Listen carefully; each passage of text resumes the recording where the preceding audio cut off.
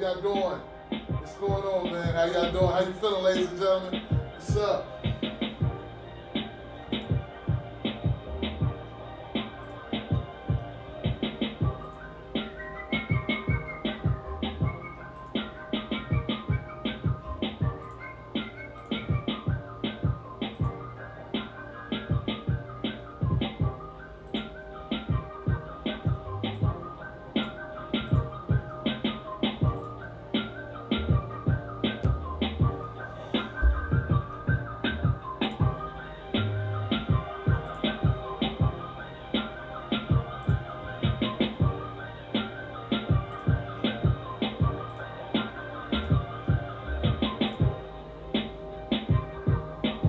All right, Mike.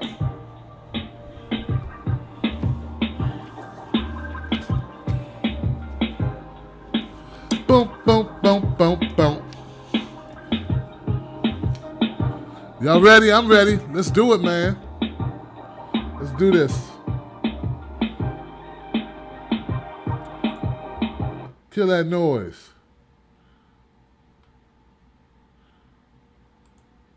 Is Tim Black gonna have to choke a bitch? Hey! Hey, guys, how y'all doing? Let's run the music, man. Oh, shoot. I'm ready.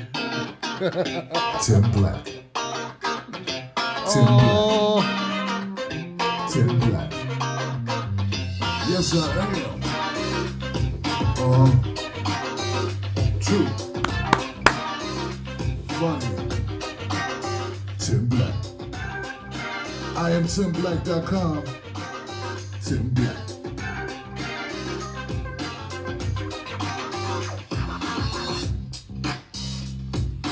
Boom, pop, boom. Hey guys, how you doing? My name is Tim Black. Welcome to the Tim Black at Night Show. Welcome my people from Meerkat. People on YouTube. What up? Tim Black's Wolfpack all the way around. People on Stitcher Radio, iTunes Radio, and Blog Talk Radio. Just wherever you are. Welcome to the show. I want to give a big shout out to UCLEAI. UCLAEAI. Hold up. Can I get to that? Let me pull this up. I'm going to give a shout out to something that just crossed my mind. I'm sorry I wasn't more prepared to do this shout out, but I just realized I want to shout this out because I had a very good discussion today with a young lady from an organization. Let me see if I can locate that very quickly. Can we get to it very quickly? We can get to it, Tim, but can we get to it quickly? The URLEIA. And I'd like to put you guys down on what's going on, let you know what's happening. The changeisonus.org. Changeisonus.org, URLEIA. Now the URLEIA, Yorlia, is a organization that's out to control police officers, right? So we can put some type of controls in place when it comes to police officers, police brutality, and equal treatment for all people. All people. That means you people, me people, we people, us people, all of us. That's the URLEIA. You will be hearing more about them as time goes on, but I want to just let you know I had a conversation with the incomparable Miss Sherrod Gerald Sanders, beautiful young lady, so intelligent, so enlightening, so refreshing to talk to her. So I'm going to give her a shout out.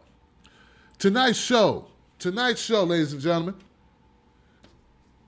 I had two pieces of my brain are like, right in the middle. So we got the side of my brain that's really like I want to go logic. The other side is emotion, I guess you'd say. So one side of this is I'm looking at what's going on in Flint, Michigan. And I did a video about it. It's about the water. If you haven't heard about it, oh man, you're in for some information that's going to truly set you on a new, a new course of looking at how your city doesn't protect you. All right? Because these people in Flint, Michigan there is no excuse for what happened there. So one side of my brain is looking at the water contamination situation in Flint. And the other side of my brain, I'm looking at what Jada Pinkett's talking about, Jada Pinkett Smith, who I also did a video about, where she's discussing boycotting. So we're talking about boycotting the Oscars this year due to lack of diversity in the nominations. And so, it's a little conflict going on here. I don't know, I was like, you know what? I'm going to do them both because I think the dichotomy of these two issues shows where we are in society. But at the end of it, where they merge, the two lanes start merging when you start talking about how we live in this illusion of inclusion. In the Oscars, you got an illusion of inclusion. In Flint, Michigan, you have the illusion of your city caring about your safety and about people doing what's in the best interest of its citizens. Because you could be under the illusion that, my city got my back. I remember when I used to listen to, I remember back in the day, Fred Sanford. It used to be a joke they used to say about Julio on the Fred Sanford show, the Sanford and Son show. And they used to make, I remember a joke, someone saying, I think it was Fred, "Don't eat the water. Don't eat the water, dummy. Don't eat the water, dummy. Don't drink the water. El segundo. El segundo." I remember hearing that. I don't know if that applies to Mexico to this day, but I know one thing. Maybe Mexicans were saying that when they came to America, don't drink the water. Now, think about it. So I don't know where I got that from, but that used to be something I used to hear. Don't drink the water. Well, if you're in Flint, Michigan, that's a saying you're probably used to hearing now. Don't drink the water in Flint, Michigan, because what the Flint, Michigan did. So if you live in Flint, you may have been under the impression that you shouldn't drink the water, and that maybe, no, you're under the impression that you could drink the water because, you live in a city. You live in a place where you pay rent. Certain things supposed to be taken care of. You shouldn't have to worry about drinking the water. So I'm like, where can I find a meeting point? And both things meet up because you're going to find the way I'm going to tie these things together. It's going to make a little bit more sense. Let me see. See, you know me, I do a lot of different types of content. I try to do content that makes sense, though, and that will leave you with some type of message, and I try to make it entertaining. I'm only going to be so boring and dry. I can't do it. It's just not my personality. So we're going to have some life to it, but I still want to bring you some stuff that's got some meat on the bone. I can't just bring you the fat and the gristle. I got to bring you the meat. So when I'm looking at these two issues with Jada Pinkett Smith, when she talks about the Oscars and the people chastised her for talking about her job in Hollywood and about diversity, lack of diversity, and what black people might want to consider doing, because the video was not forceful at all. It wasn't like, everybody, let's wage war against the machine. It was more like, hey, guys, I'm pissed off. Maybe we should look at this. Maybe we should look at doing our own thing. Maybe we should look at speaking up for ourselves. Maybe we should look at not looking to Hollywood to take care of us. I mean, this is the second time in a row. This is the second year in a row where there's been no black people nominated for anything. So maybe, and people were pushing back like she didn't have a right to voice her opinion. And here's my thing, guys. There are people, if you're at a level of understanding in the world, wherever you are in your life, you may have come to different conclusions at different times about, when you were, I don't know, maybe when you were 7, you realized there was no Santa Claus. Up until that time, you probably thought there was one if you celebrated it. I didn't celebrate it. My mama was a Jehovah. We didn't celebrate Santa Claus. So I never was under that. But maybe some of you guys, I'm guessing, around 7, you realize that ain't no fat black white man coming down your chimney. And if he is, you need to call 911, right? But it took you a while to realize that. And what I'm saying is, even if in your consciousness you say, hey, Jada, you should have already knew there is no damn justice. Didn't you hear Chuck D and them say, burn Hollywood, burn, back when Big Daddy Kane, Chuck D, and Ice Cube teamed up back in the day? Where were you? You were right there with Tupac. You knew that. Where you been? But here's the thing, guys. There are people There are people whose lives, dreams, ambitions, careers, hopes, everything is tied up into what they do. So I don't think it's fair to just dismiss them and say, hey, it's just a job. It's just Hollywood. You just got a job. Maybe you're a teacher. If you want to get on social media and complain about your job, I wouldn't say you were wrong to do that. Now, I don't know if we can equate the two, but I'm saying a job's a job, right? And I understand where people are coming from when they say, well, hey, where were you before? And here's the problem I have with people criticizing celebrities and entertainers when they speak on issues. Look, man, you're right. But you're wrong. You're right because we should speak on issues that are of massive importance, right? We should talk about Tamir Rice. We should talk about Sandra Bland. We should talk about issues that really matter. We should talk about Jeremy Martin, who was shot in the head by two dumbass cops, right? We should talk about John Livingston, who had cops run into his house and kill him on his damn porch. Yeah, I did those stories too. Your little check mark. Well-rounded. But we also know, this is the thing. Hollywood is so racist, and much of corporate America is racist. For real. So anybody who doesn't know that, let me just let you know. So you don't know, you want to be an actor, you're an actress, let me give you your wake-up call. It's racist. Corporate America is racist. Take it from somebody who's been in corporate America, who's worked around corporate America. Let me also tell you, blue collar is racist. Let me also tell you that purple collar is racist. Every collar is racist. You're going to find racism everywhere you go. Anyone who's oblivious to that, just ignore their ass as either being too young to know anything or too idealistic or just racist, because sometimes people deny shit that's true just because they just want to deny it because I don't know why. It's not their fault, maybe not, okay? They could be good people. You got nothing to do with what people do at this job over here. You just work there or you work somewhere else. But anyway, the point is this. Racism exists in America in all levels of everything. Because there's people. There's people in everything. So you're going to have good people and bad people and good situations and bad situations. The problem with Hollywood is when you have a closed system where a few people control the top, right? They control the top. They control who comes in. You have your people at the gatekeepers. You got your people that can control what movies get done. Come on. Then you have a situation where not just being a bigot is a problem, but now you can control people's lives. And so I'm going to say this, and I wanted to be clear. I understand that we want to look at other issues, more important issues. I cover more important issues on my show every day. But that does not mean we can't talk about Hollywood. And I wasn't going to talk about Hollywood, but the way you guys were dragging Jada as if she didn't have a right to talk about her situation, I had a problem with that because just like we can have these rappers talk about whatever the hell they want to talk about, I didn't see you dragging Kanye when he called a singer a slave. Okay? There's always going to be an issue where you could drag somebody if you want to nitpick.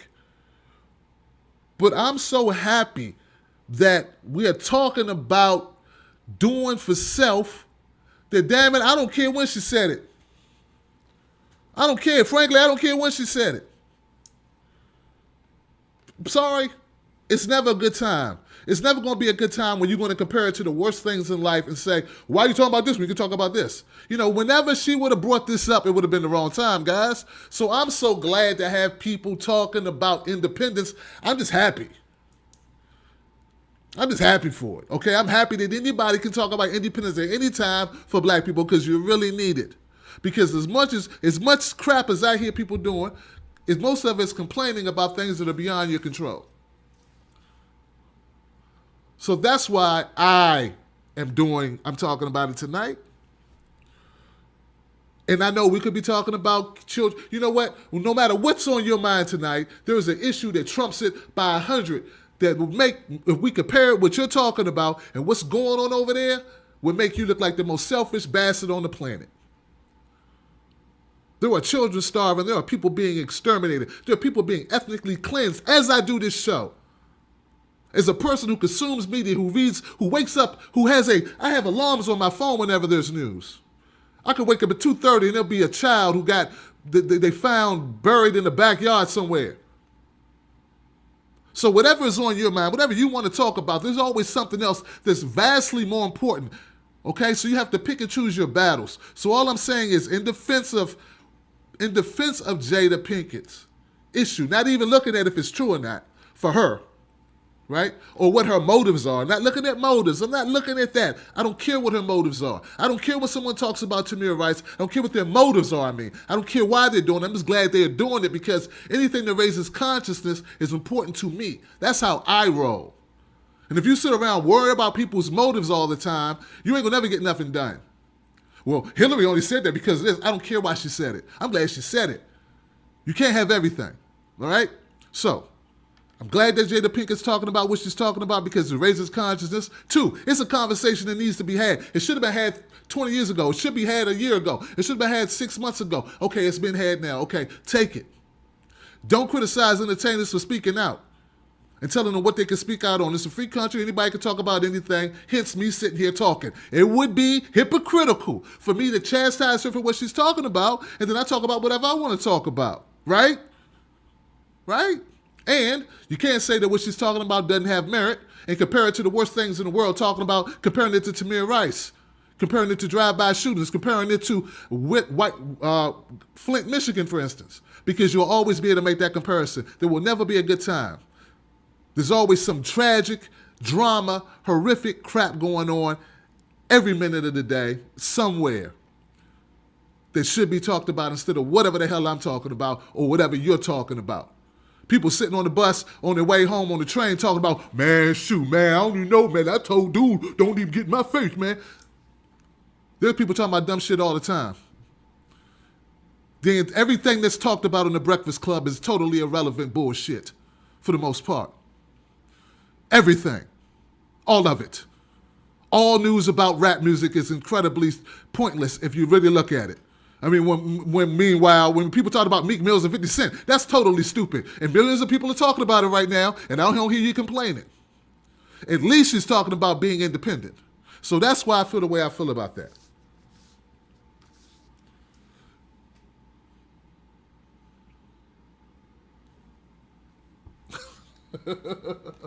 Damn, just put it, it's like this coffee. It's coffee. So, I'm going to open up the phone lines now and let you crucify me for that stance. Make sure I can take it. I'm grounded. I'm centered. I'm ready. The number is 323-870-4064. That's 323-870-4064. Let's kick it off. Y'all want to go in on Jada for right now? Let's go in on the Jada issue. Let's go in on the Oscars real quick. And then the second half of the show, we'll talk about Flint. Okay? Because if we talk about Flint, we'll never get to Jada, right? Just because we are talking about death. Okay? And I don't think it's right to go from death to Jada. So we're going to go small and work our way up. Okay? All right. Let's do it. 323-870-4064. I'm taking calls in the order that they come in. I sound like the white dude on McLaughlin group. Okay. Well, you guys are tired, so I'm going to have to just pick one. Hey, you live with Tim Black. Who's this? Hello? Hello? Hello? Hey, can you hear me? Oh, yeah, I hear you. I didn't know I was on. Sorry, how you doing, Brother Tim? Hey, man, I'm doing fine, man. I'm glad you can hear me. We had a little problem last night with the system, so today we're good. Who am I speaking to, my friend? Oh, this is Brother Makeron, man. Makeron, okay, man. What's up, Mink? How you doing, fam? I'm blessed, family. I responded to your email, man, so I'll be getting back to you probably later on this evening or tomorrow morning about that response for Thursday, brother. So no problem about that. Well, look, Mink, brother Mink. Before you get into it, the brother Mink is they have a show, and I'm going to be interviewed on this show. We're going to talk about various topics. Brother Mink, please shout yourself out while you're here, my friend. It's all good. No problem. This is Brother Makeron from Feet on the Ground Radio. You can find us Tuesdays, Thursdays, and Saturdays on Blog Talk Radio. The number there is 724-444-7444, and the call ID It's 126-736-pound, and you're good to go. Good to go. Tuesdays we cover news. Thursday we have our think tanks, and Saturday we have a theme called "Who's Betraying the African Revolution," which is a theme we got from our elder John Henry Clark's good book. Gotcha. And what time does the show come on? Unless you just mentioned that, man, I didn't catch the time. At 7 o'clock Eastern time. Okay. I mean 7 o'clock Pacific and 10 o'clock Eastern. Oh, gotcha. And don't worry, folks, I will be giving you more information about Brother Mink's show and how you can get that, and I'll link you up to that and all that good stuff. We'll share that information. Okay, Brother Mink, I know you got some strong opinions, man, about this Oscar So White situation, man. What are your thoughts, sir? First off, I like to break concepts down. So when you hear the comments made by Jada Pinkett Smith, the first thing you think is, what is the role of entertainers? Why do entertainers get paid so much? And what was the concept that went behind creating the Oscars? And was that concept for us, or did it include us? I think when you start looking at the role of black entertainers, Brother Tim, what you'll find is that the reason why most of them get paid millions of dollars, whether it be putting a ball in the hole or whether it be acting a certain role out, is not because how talented they are in that aspect. It's really because they're talented in areas where they can take the general population's attention from serious issues. And I think that's really the main purpose for black entertainers, to keep you in a state of tamement. When you have lions in zoos, they're tame. When you have an individual who's sitting in front of the television, to some extent, over time, they will become tame. I think that's the real concept behind entertainment. Now, the issue or the concept behind the Oscars, that's interesting, because when you look at the European culture, since the Greeks, they have a fascination with role playing, whether it be on camera or off camera. The idea of role playing is in fact, the definition of media goes back to a Greek deity. And I think we often don't know history, and we think that we're just playing the role of being good actors, and we don't even know the concept behind it. And I think for you to see no black person at all to get nominated, it really shows you, first off, in the past 2 to 3 years, have there been any strong black leading characters? Good point. I didn't see any. Yeah, I didn't see any. And can a black person, male or female, be a leading actor in a movie and it still be a good movie? So, those are my topics on that, Brother Tim, regarding Jada Pinkett Smith. And misdirection is everything when it comes to media. And a lot of times they can't speak on certain things, whether they be black or, they wear T-shirts to try to identify with us. Right. When it was the brother Eric Garner who got choked out in New York City. Right. You had entertainers wearing shirts, but so they really can't voice their opinions on those subjects. So they have to look for other avenues. And if this may be Jada Pinkett's revolutionary moment. She really can't speak in-depthly on our issues and still get a paycheck from the enemy. You see what I'm saying? So this is her having her moment. I understand what you're saying, man. Very good point, man. And it's something I brought up on this show before, Mick. It's like, if we say we understand we have a government that has their boot on our neck, why aren't we conscious of that when we see our black stars dealing with bullshit? Why do we think they're free to just do whatever they want to do when we know the government's always watching, when we know we're always constantly under surveillance? But for some reason, Brother Mink, when it comes time for them to talk, we expect them to throw that all aside and somehow be these courageous people. But at the end of the day, where are the leaders that are going to inspire these people? Like I've said before, Brother Mick, I say, look, man, they came down on LeBron because LeBron wasn't willing to lead the charge for Tamir Rice in Cleveland. But who was there to inspire LeBron to do that? Muhammad Ali had who? He had Elijah Muhammad, didn't he? Yes, sir. You see what I'm saying? So we have to give people inspiration for them to put themselves in harm's way like that. It's not everybody can be MLK. So any little step, Brother Mink, that's the way I look at it. Any little step someone makes in the right direction, I got to give them dap for it, because I know how hard it is to step out on your faith, to step out there and put yourself in harm's way. I personally do it daily. Most people don't do it at all. They'll talk about Jada not saying everything and not being this brave woman who just goes out and ruins her career. Meanwhile, they'll go to work tomorrow and put up with all types of bullshit and say, hell, I got to get my check. I got to get my check. But they expect Jada to throw all her money away and her future away and probably her husband's future away and her daughter's future away and her son's future away without a blink of the eye, all for the cause. So, don't ask one person to do what you're unwilling to do yourself. That's my opinion. I agree with that. But once again, I think the points we should be looking at is ultimately the role of black people in Hollywood. But Mink, do you think, man, okay, when you said that originally, I thought about it and I said, let me swirl it around for a minute. They didn't have us in Hollywood. They were putting blackface on themselves and doing our roles, remember? Exactly. So they did not need us in order to do, we wanted in the door. You feel me, Mink? We wanted in the door. We wanted to be represented. We wanted to be able to appear in movies. We wanted to be on the stage with them. This is what we wanted. We wanted into Hollywood. And now we're in it. Right. Now take this concept, brother, right? Yeah. Now, if there hasn't been a strong black male or female leading actor in any movies, then to some extent, I can assume, I can just honestly say that the role for black entertainers or black actors, whether it be male or female, is to perpetuate and to continue the images of certain stereotypes that black people have. That's true. You know what I'm making? Yeah, I do. Because some people made that point when I made the video. They said, Tim, we're not going to. Meaning we're not going to have you sign this contract.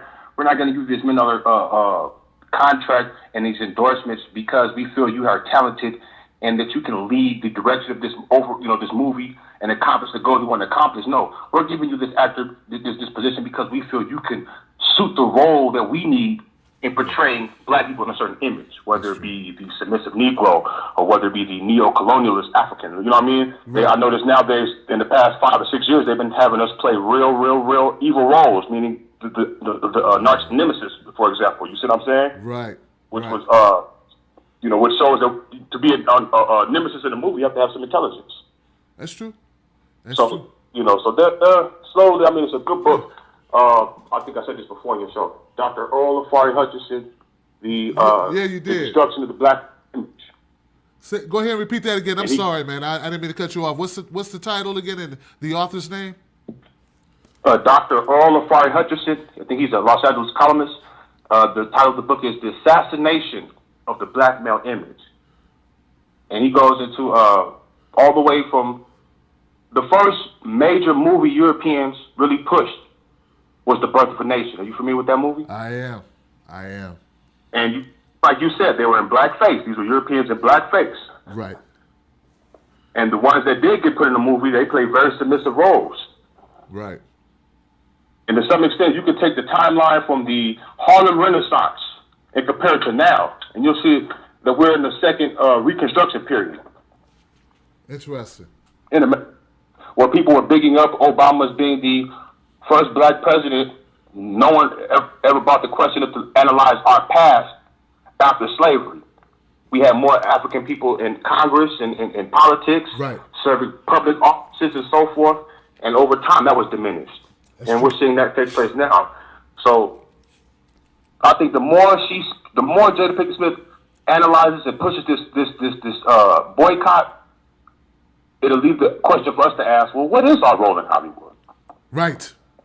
Which is dangerous. That's why I got to big it up, Mink. You feel me? Yes, sir. Yeah, see, that's why, man. But look, man, we could talk about this on and on, man. I appreciate your insight, and I'm looking forward to joining you on your show, man. Thank you, man, for the call. I appreciate it, Mink. No problem. Give it up for my man, Mink, man. Brother dropping knowledge, man. Make me want to go read some more books, man. Messing with Mink up in here, man.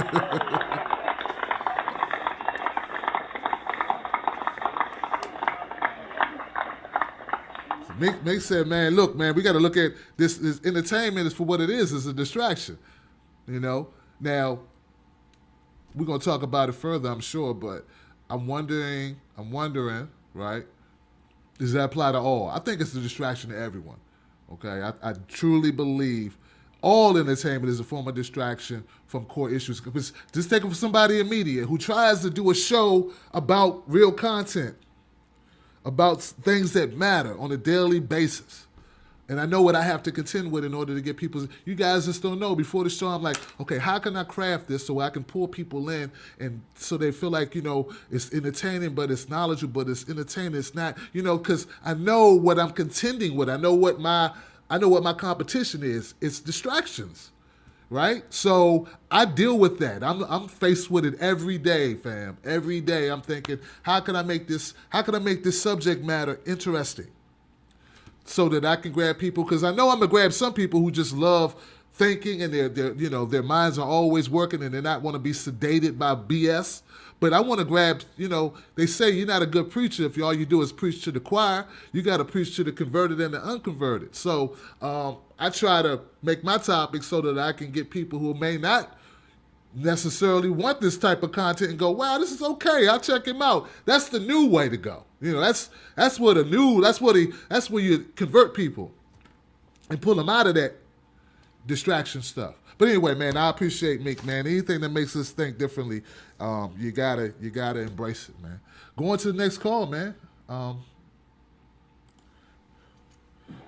Hey, you're live with Tim Black. Who's it? Montague. Hey, Montague, what's up, my man? How you doing? I'm doing all right. I mainly wanted to call in about the Flint situation. Okay. But I'll go ahead and speak a little bit on the Jada Pinkett side of the show. My thing is this: I'm skeptical of how successful a boycott would be in terms of Hollywood. I mean, because we might decide to go ahead and pull our dollars from movie theaters. Like in my case, I don't even watch TV, or nevertheless, go to movie theaters or anything like that. Like anything that if I really want to watch it, I go on the Pirate Bay or something like that, and I just torrent it and download it. Right. My thing is that it in the past boycotts were more successful, but nowadays with the population we have in America, I'm not sure if boycotting would be a more efficient solution. I think maybe Jada Pinkett's idea of having her own independent award show will be the best way to go about it, because it goes back to what was being said about blacks needing to stop seeking white approval. Instead of seeking approval from white people, we need to be approving of ourselves, right, and uplift ourselves. Right. I agree, man. And so that's why, and that's why I'm like, maybe that's it's just. And my thing is, just like you said, it's screwed up for people to say, to prioritize what needs to be discussed. Everything needs to be discussed, and all needs to be put on the table. There are more, because some of those facets, they intersect. Hold on just a second.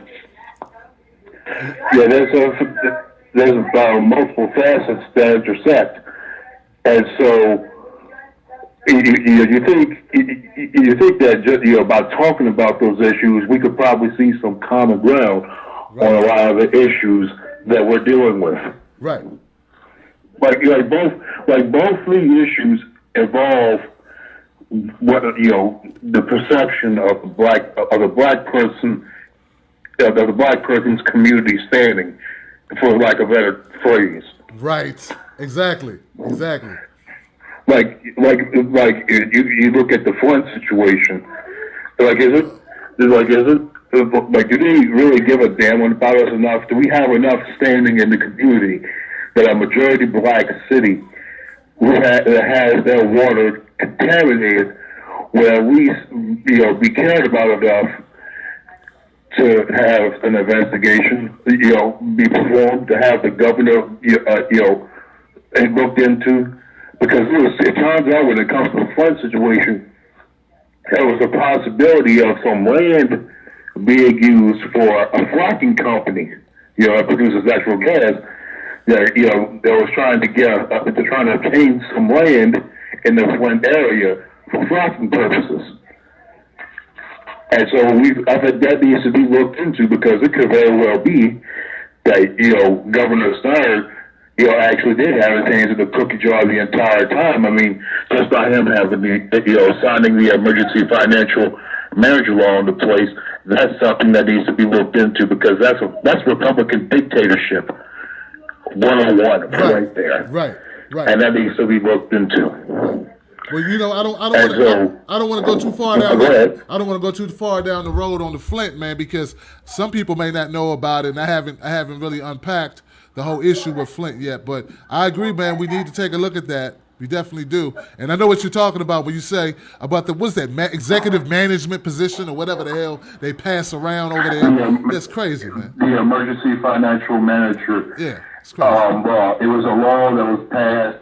What Governor Snyder originally took office, and basically put a dictator in place of a local government, and gave the emergency financial managers basically unlimited power. Right. They could dissolve governments, they can override the election results, right. All that stuff. It's a crazy situation with that. But like I said, we don't need to dig too deep into that. Back to the Jada Pinkett issue, like I said, we just need to, like I said, we just need to come up with our own stuff. We need to work on building up and I hate to sound segregationist, but we need to build up a Black Wall Street again. Yeah. We can uplift each other and support each other instead of seeking approval under this system, because we're not going to get it. Right, So boycotting is not going to do. My opinion, it's not going to do anything. Well, you know what? Like, I understand what you're saying about the boycott. One thing is for certain, though, black people do spend a lot of money on movies. It's like we're the number one consumer of movie products, DVDs, downloads, going to the movies. That's what we do. That's our opera house. That's our going to the play, to the opera. For black folks, it's movies. So we do have a lot of power in that sphere just based on the numbers. But I'll say this, man. I had somebody earlier today. They said, well, a lot of black folks weren't in good movies. And, and a lot of people voted on these movies. And then I looked at the demographics of the actual voters on the Oscars. And man, it's horrendous. It's like 90% white, 73% male, and 63 years old and older. The average age is 63 years old. Well, so there you go. so come on. It's like, what do you expect? Once you know that, it's like once you know who voted for these things, who votes routinely, it's like you're lucky anytime you get an award. I mean, come on. You know what I'm saying? So, yeah. And that's what I'm saying. It's like it's no use trying to boycott them, because more likely those old white men have money. They can, and more than likely those people are the ones running the studios. They're the ones that those are the directors. They're the ones who have the majority positions of power in Hollywood. So of course, whatever they say will basically go. But you know what, though, Montague? Is it just about? It's not just to me. It's not just about the color of the actors. It's also about look what Hollywood controls, man. We can't tell important stories. Like there are probably all types of movies that can't get done that would help all people. Like, if we could really unpack racism and unpack white supremacy, unpack poverty, unpack really what's going on in our education system on a regular basis in movies for real, then we'd probably be able to eradicate some of that shit. We'd really be able to pull people together with the movies, but Hollywood won't let us do it. You know what I'm saying? Yeah, I mean, there was a movie and I think that Danny Glover was trying to make a movie, but because it didn't have any white heroes in the movie, there was no studio that would support it. Right. Or something along those lines. So yeah, you are correct in how Hollywood decides what stories get told. It's just the same way as like how the music industry dictates what kind of songs are produced, Right. especially when it comes to rap music. Right. So my thing, Because there's really no creative control. It's basically we want you to push this narrative, and that's what you're going to push. That's and what if you I'm push this, we'll support you. But if not, then we're just going to cut. We're going to cut you off and fuck you up. You see what I'm saying? Yeah. So if my thing is this, Montague, if we could push the narrative that we want to push, we could push the narratives on poverty.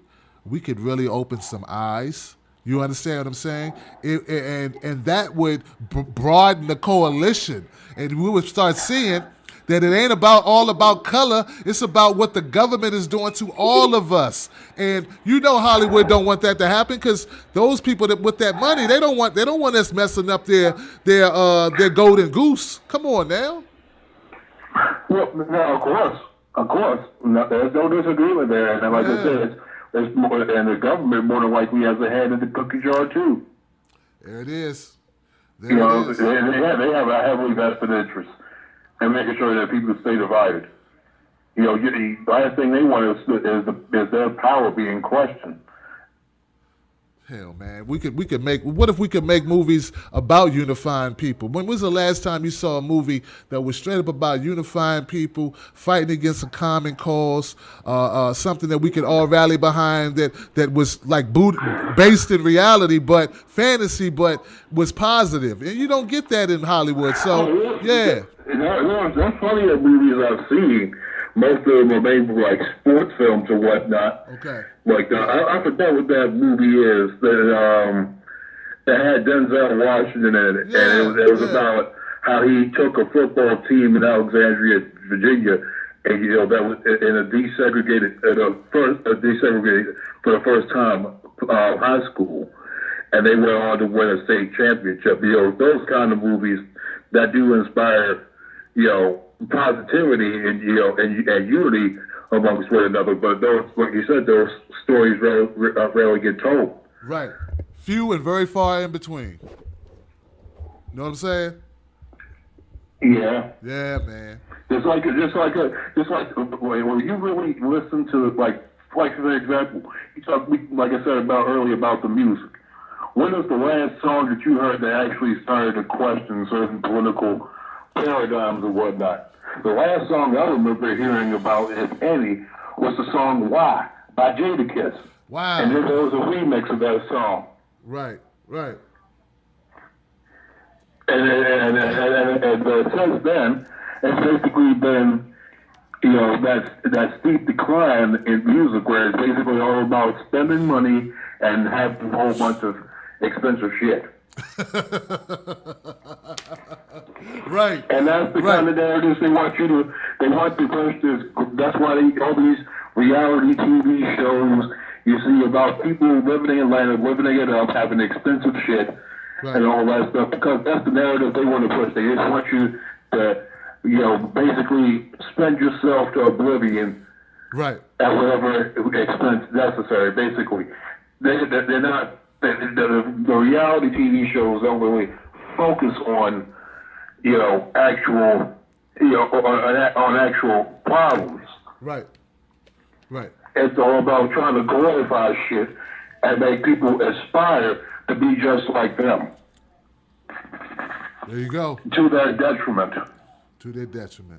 Hey, look, Montague, man, thank you for your call, my friend. Thank you for your thoughts. Mm-hmm. And I would, when you get to the Flint part, I would like to speak more into that, if you wouldn't mind. No problem, man. I got you. I'm going to write you down, man. I got you, man. Thank you, Montague. Give it up for my man Montague, y'all. That's me. That's my Montague. If you go to Montague's, he's the moderator on my Facebook group called Speak On It. So go to Facebook, Speak On It group, Tim Black's Facebook Speak On It group, and Montague will approve you if you slide him $2. Nah, it don't cost money. If you give him a movie ticket, he'll approve you. I'm joking. Let me go to the next call, man. See who's out there. Hey, how you doing? Nambi? Hey, how you doing? Hey, how you doing? Linda from VA? Yeah, that's who it is. Ah, get better. In reference to the topic tonight, and in reference to the Hollywood thing with Jada Pinkett, well, Hollywood, blacks have been experiencing the racism and biases for at least 80 years for celebrities. And I would think that by now they should try to pool their resources and develop their own award ceremonies and name it after famous African Americans.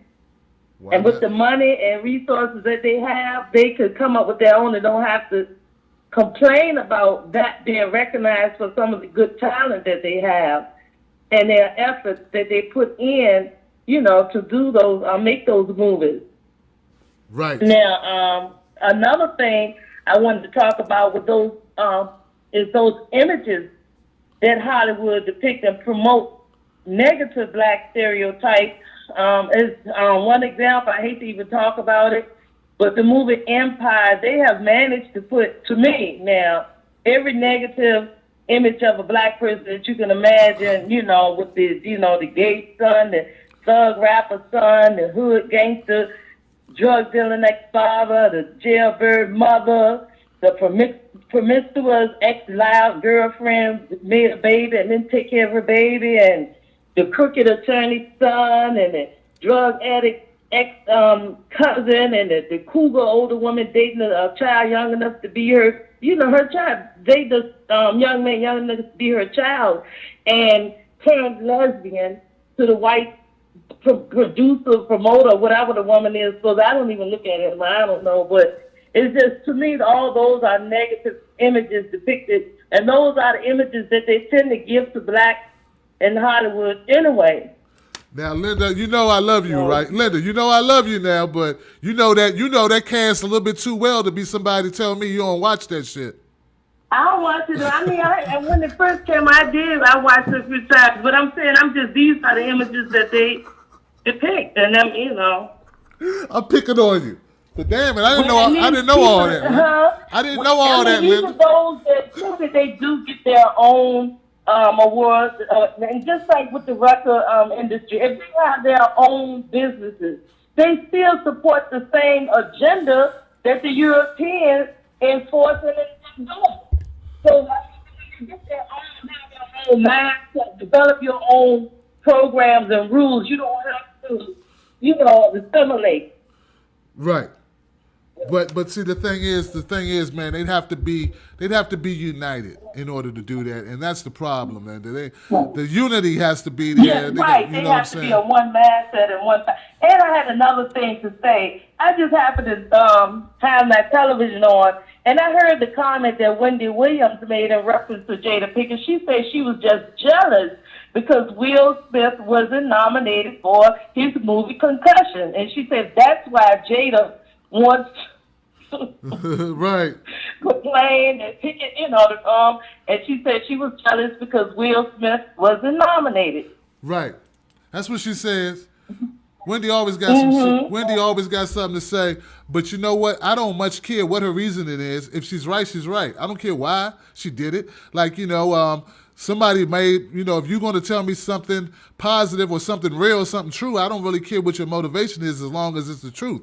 And I think she's right. I think we are underrepresented. And some people will say, Linda, they'll say, well, Tim, there were no good actors, no good black actors, no good black actor roles or actress roles this year. And I'll say, well, hell, who made the movies?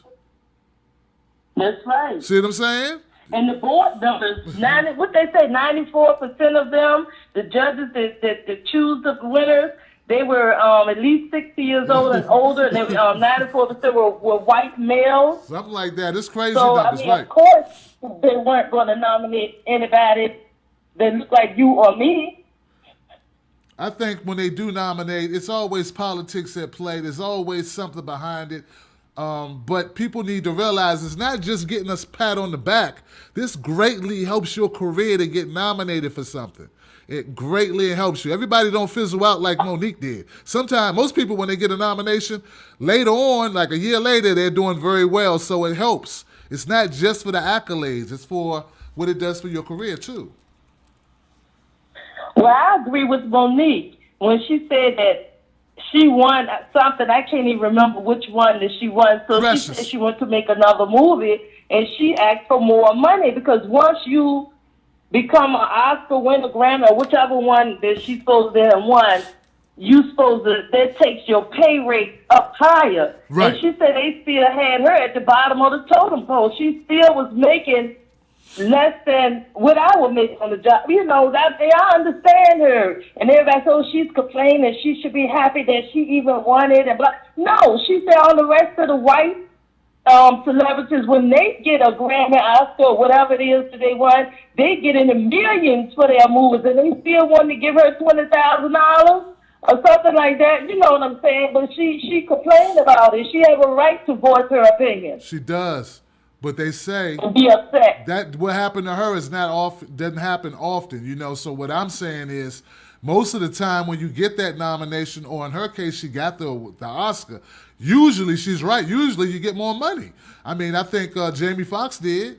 You know, I don't know if Denzel did, but I don't know. I think usually you get more money. She's right. She's right. And your boy, what's his name? Daniels, Lee Daniels? Uh-huh. Yeah, okay. He's the one that threw her under the bus when she complained. Right.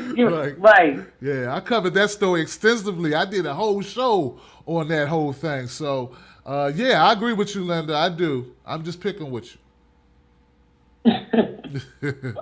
So do you? Thank you for allowing me to voice my opinion. No, man, thank you for calling up and voicing your opinion. So one last question, Linda. So do you think she should have spoke up, or she just been quiet and just mind her business and kept her moving? What do you think? I think they should have been spoken up. She should have been, her and a whole lot of more celebrities should have been spoken up about this bias and this prejudice, and as far as Hollywood. And they should take a stand together, like she said, stand together, strength in numbers. Strength in numbers. Well, but everybody afraid that they're going to lose their job or don't make another move, you know, whatever. I understand their fear. I understand it because they have a family to feed. They have a life to live. I understand that. But I think that if they stand together and don't back down, I think that they can make a big change. I think they need to put their money together, like you say, and do a Bollywood like they do in Bollywood. Yeah. Yeah, that's what they need. Pool their resources. There's enough of them. All those black millionaires, you know, put their money together, and even get some of the people that's in sports put their money with their money, and they can have their own grant, not even Grammy. Call it something else. Name it after a famous African American person, male or female. It doesn't matter what they call it, but call it something else. Have their own. That's right. I appreciate you, Linda. Thanks for your comments, lady. Thank you. You got it. Give it up for my friend Linda.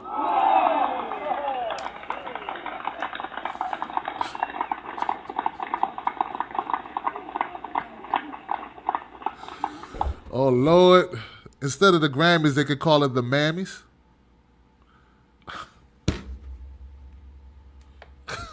I ain't right, man. I ain't right. I'm joking. White people, don't you be talking about the Mammies. Don't you do it. That's a black joke. Only black people can tell that joke that way. Let me go to the next call. Y'all better have a sense of humor, too. I don't want people writing me, Tim, how could you do that? You cooning. I'm joking. You're live with Tim Black. Who's this? Tyrone. Tyrone, what's up, my friend? I just had to call about the Jada thing. Did people actually listen to what she said? I did. I mean, she never said boycott. She said she wasn't going to go. Right. She did say and she said to Chris Rock, you know, like, you should be there and do a good job. Yep. And nobody paid any attention to the fact that she said that we should build our own, not beg them, not protest them, not try to shame them. Right. But, you know, we got enough tap money to build our own. We don't need, you know. Her statement was actually opposite of the people who started the hashtag, you know, So White Oscars. Right. So people so upset that, you know, she wasn't at Ferguson, and, you know. But Or she doesn't speak out. I don't want Jada Pinkett Smith speaking for me on political and social issues. there you go. She doesn't have the background for that. Right. Just because she has a platform doesn't mean you have the background. I'm going to lead this movement now so people know who I am. What is it with that, man? You know what? That's a great point, Tyrone, man. And I haven't heard people make that point often. Why do we expect celebrities to speak on issues they don't really have a background for? Why? It's crazy. I mean, it's crazy, man. You know, when the issue's simple and black and white, like, you know, civil rights, you know, you got people, you know, it's easy to speak out and like, no, we should all be equal. Right, right. But when you start getting into more, you know, complicated issues, you don't want an athlete out there, a person with no background. Well, yes, I think politically we should do X, Y, Z. Right, right. They're just not qualified. And, you know, maybe they don't feel comfortable talking about things they don't know anything about, but she does know something about acting. And she does know something about going up for roles and not getting them because you don't quite fit our demographic. That she knows about. You know what I'm saying? Yeah. Yeah. But it just kills me that people miss so much what she said at the very beginning of the speech. You know, they have the right to do these things. You know, don't get mad at them. Don't, you know, we could build our own. We ain't got to start hashtag movements and do this and that. I think most people didn't hear her speech like you did, and I did a video, and I took notes. I wrote 10 points that she made. I kept stopping it. The video is only 2 minutes long, and most people won't watch it, and they'll just read a tagline. They'll listen to Wendy talk about it, but they won't go watch it themselves, man. That's the problem. Yeah, that's what got me. I saw the headline, you know. Right. Jada Smith calls for boycott. I'm like, what? and to be honest, the people who really upset about it, they like boycott. I want to go to Masters Oscars Award. Don't tell me to boycott that. Right. That's what they really upset about. They don't. I want my white praise. Don't tell me not to go get my white praise as I can get it. Now go get your praise, and then let's start our own thing. How about you do that? How about we do that part? Yeah. How about, you know, we stop waiting on them to choose one of us out of 50? Why don't we just do our own, do our own thing? You know? Playing the role that they approved of. Right. I don't know, man. I agree with you, man. I agree with you, Ty. It's crazy. Thanks for letting me get it off my chest. These people just, woo. It's shameful, man. Thank you, Tyrone, man. Get up for my man Ty, y'all. That's what it is, man. It's shameful what we do, man. Look. Tyrone, I caught hell, sir. They gave me hell. No, but you know what? It wasn't hell. I had a few people thumbs down and then had something negative to say. I think some people don't want black folks doing their own thing. Well, you know what? This is what kills me, man. I believe if some of you white guys were treated like some of these people treat us black guys, you wouldn't put up with it for 2 minutes. You'd be like, oh, what the hell? Oh, this isn't right. Oh, my God. Entitled the way. Hey, look, white ladies, I love y'all. I love you, white ladies, but you are some entitled women. Oh, y'all some entitled wenches. Woo! White women think everything is made for them. The whole world is for them. Everything. That's in general. And every white woman who's cool knows a white woman who's hella entitled. So don't act like I'm not talking like I'm speaking out of class. Y'all know what's up. But I think that people have this thing in their head. They think everything's fair. They're like, well, Obama got elected, so that means everything's fair. It's all fair. Some people voted for Mitt Romney. You do know that, right? Okay, just as long as you know. So I wrote down what Jada Pinkett actually says. She says, we don't need to ask to be invited anywhere. That's a basic statement anyone should be able to be behind. She said, no longer beg for acknowledgement from any group. Why would you want, where are the feminists? Where are the white feminists? Where are these white women, female feminists who always telling black women they don't need men? Where are you at? You know? You should be behind her. She's saying we don't need to beg for acknowledgement from any group. She's a woman. She's saying she don't need acknowledgement. Isn't that what y'all preach all the time? That women don't need acknowledgement? Now, I guess not when it's Jada talking about Hollywood. We should acknowledge ourselves. Once again, isn't this something that typically people say all the time that's a positive? Academy can do as they choose. Once again, she said the Academy can do whatever they wanted to do. She never once knocked the Academy saying, hey, we should own the Academy. We should control who gets what. She said they should be able to do what they want to do. 5, Jada said our responsibility is to make change. She said we need to take responsibility for ourselves and make the changes for ourselves that we want to make. Once again, why do you want people to be so dependent? Why did every Republican in America stand up and clap? I'm confused, people. I'm confused. I don't understand it. Why didn't every Republican stand up and clap when she said that? Isn't that what you always say? You always want dependence. You just want free stuff. She's saying we don't want free stuff. It's our responsibility to make our own changes. Number 6, pull our resources and make our own programs instead of relying on mainstream. Once again, sounds empowering to me. Isn't this what we've been talking about? This is what we need. Not just black women or black folks, but all people. Don't all people need to start doing more for self? I mean, hell, our government can't handle it. We need to do for self. Once again, I don't know how people disagree with this. Number 7, begging for acknowledgement diminishes power and dignity. Begging for acknowledgement. You know what? I challenge anyone to find something wrong with that statement who's not a bigot. Why would you want somebody to be dependent and beg you for acknowledgement? That means you have no respect for them if you feel they have to come to you to get your praise. Number 8, let the Academy do them. And number 9, let's do us. Meaning, let's do our own thing. They do their thing, we can do our own thing. And last, shout out to Chris Rock. You should go ahead and host. Baby boy, that's what she said to him. Much love. And then she ended, much love to everybody. No hate, just love. It was the nicest, most radical, most sweetest, most get out my damn face, talk to the hand, I love you speech that I've seen in a long time. She was, it was so like nice that Snoop had to come behind her and cuss like 20 times in a row. No, I'm just kidding. But he was pissed off. So for anyone who hasn't seen the video of Jada, please watch the video. There is nothing wrong with people doing their own thing. And people stop saying, you got BET. Y'all bought BET. We don't have BET. Y'all own BET. You do know that, right? You know, there are a lot of young people on the internet who don't know anything. You got BET, Blackie. No, you got BET. You control BET, and it's you bought the BET from us. We don't have BET.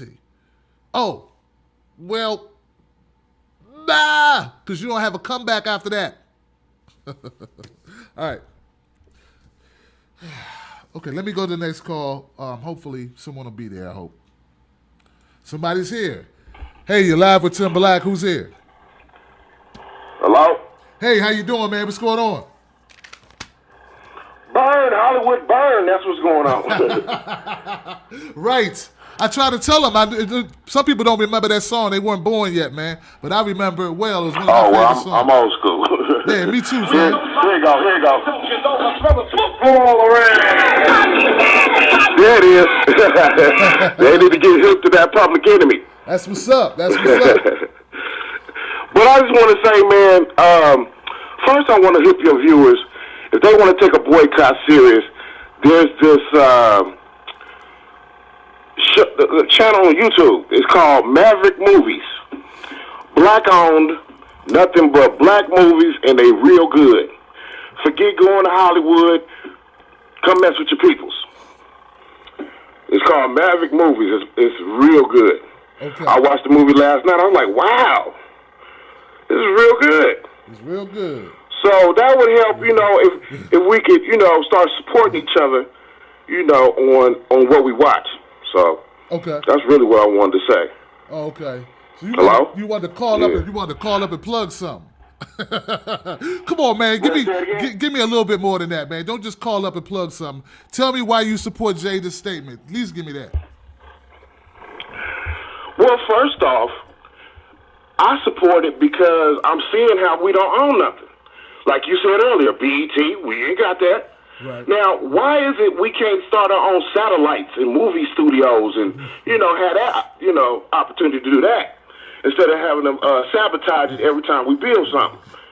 See, we get to figure out how to get our own satellites in the sky. Think like that. Jada, it's cool, but it ain't nothing we can really do to boycott them because we still got to turn around at the end of the day and turn on the TV and look at them. So until we can turn on the TV and turn on our own channel and have our own satellites in the sky, right, where we could just really just turn it on, turn it up, right, it ain't really nothing we can do. right. I mean, am I right or wrong or what? Now, you got an excellent point, bro. I mean, you're right about the satellite, man, but we got something better than satellite. That's called the internet, like you said, man.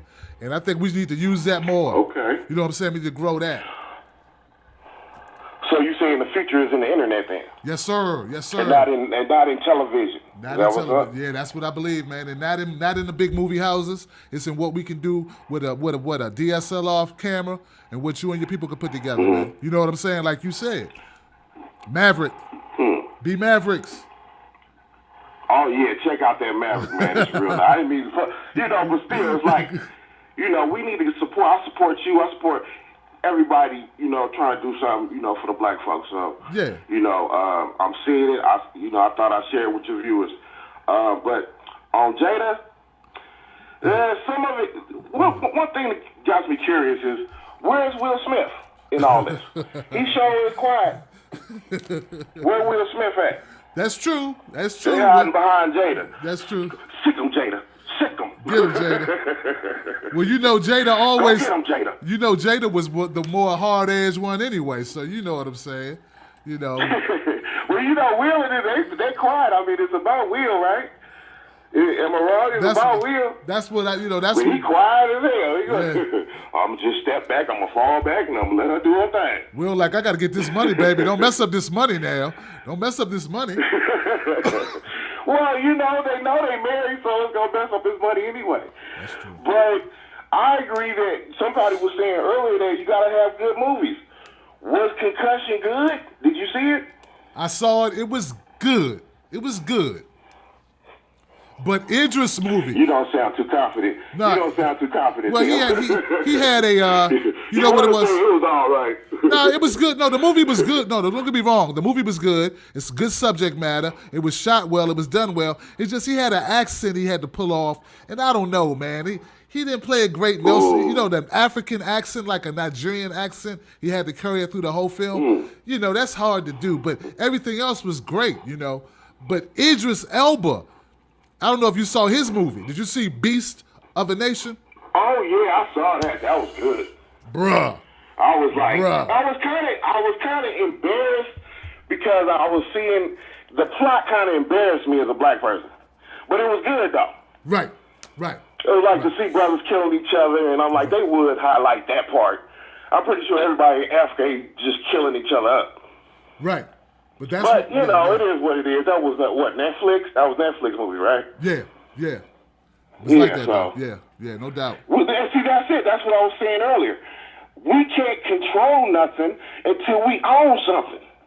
We can't control the writers. We can't control what's being said. We can't control nothing until we get our own. Do you think that's by accident?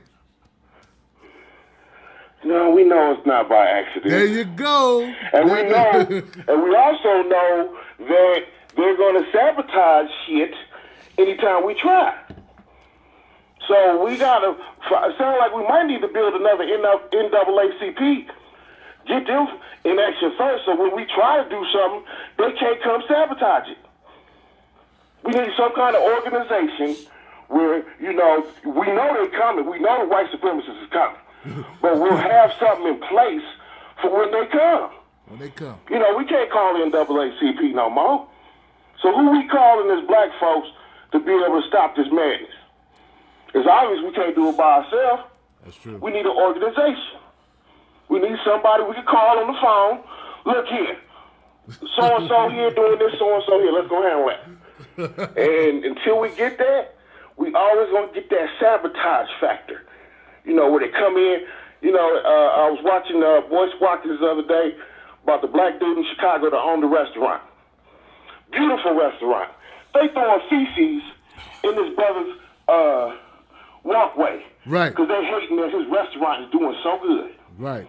They end up shutting it down. So that kind of show you, you know, they tell you pull yourself up by your bootstraps, but when we do, here they come. Here they come. Here they come with the sabotage. So we have to do something to be ready for that part. And then we get our, you know, like the internet is a thing, let's do it. But even then, you're going to have somebody kind of sabotage us then. It's like having a computer and then, you know, a bunch of bugs and viruses come. It's like, wait a minute, where are these bugs and viruses coming off our computer? Right. That's what it's like. It is We what get it is. infiltrated. Hey, man, I can't argue So with you, man. that's my view on that, bro. Hey, no problem, man. Hey, man, you know, it is what it is, man. Thank you for your comments, fam. Holla. No doubt, man. Damn, man. Damn, man. You know, he had to come in here and tell the truth. He had to come in here and tell the truth.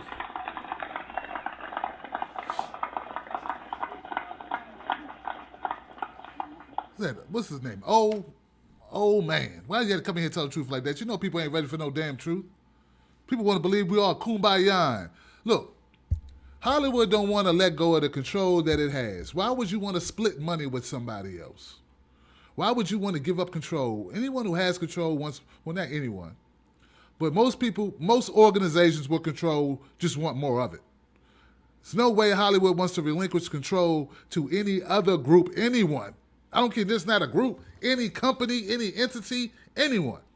So people that sit around going, Tim, stop talking that division stuff. Look, the bottom line is Hollywood does not want to give control to anyone. Here, we'll let you make a little film over here, but we ain't going to have you controlling the narrative. We're not going to have you controlling what we make, what we do, what we distribute, and that's their right. That is their right. So if that's the case, then you'll have no choice but to go do your own thing. I don't care if you are, what color you are. I don't care if you're Japanese. If they won't let you make movies the way you want to make them or be in movies that you want to be in, what choice do you have? So all my butthurt people who, for whatever reason, whenever the race comes up in an issue, you act like it's the worst thing in the world to discuss. Listen, get used to it. That's reality. If you want to say, well, Tim, you know, frankly, Will Smith wasn't that good this year, and hell, and there was what movies could he have won for, Tim? Well, hell, why wasn't it? Why wasn't, I don't know, whoever in a better role? Why didn't we put? I can't even think of people right now. I don't watch movies as much as I used to. But I don't know the brothers with the weird names. Every time I turn around, there's a black brother with an English name. I'm seeing the guy from 12 Years a Slave and the other guy, and all these people with weird names. But people need to be given the opportunity. Don't let me get started on black women, man. When was the last time black women did stuff? You know, when was the last time women got these, you know, black women got their thing on, got their Oscars on. They got their Oscars on, Tim, a few years ago, Tim. You know? But we have to look at it and say, you know what? People have the right to feel the way they feel. We should not disenfranchise people, even if you disagree with what Jada's saying, right?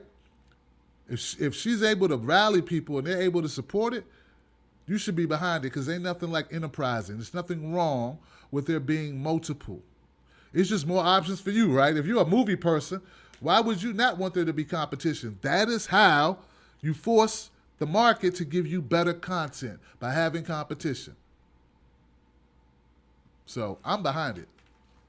And as many people who are dissing Jada for bringing this subject up, at least we're talking about it, right? Let's talk about it in a constructive way, but let's talk about it. So she's starting the conversation. It's going to be talked about anyway.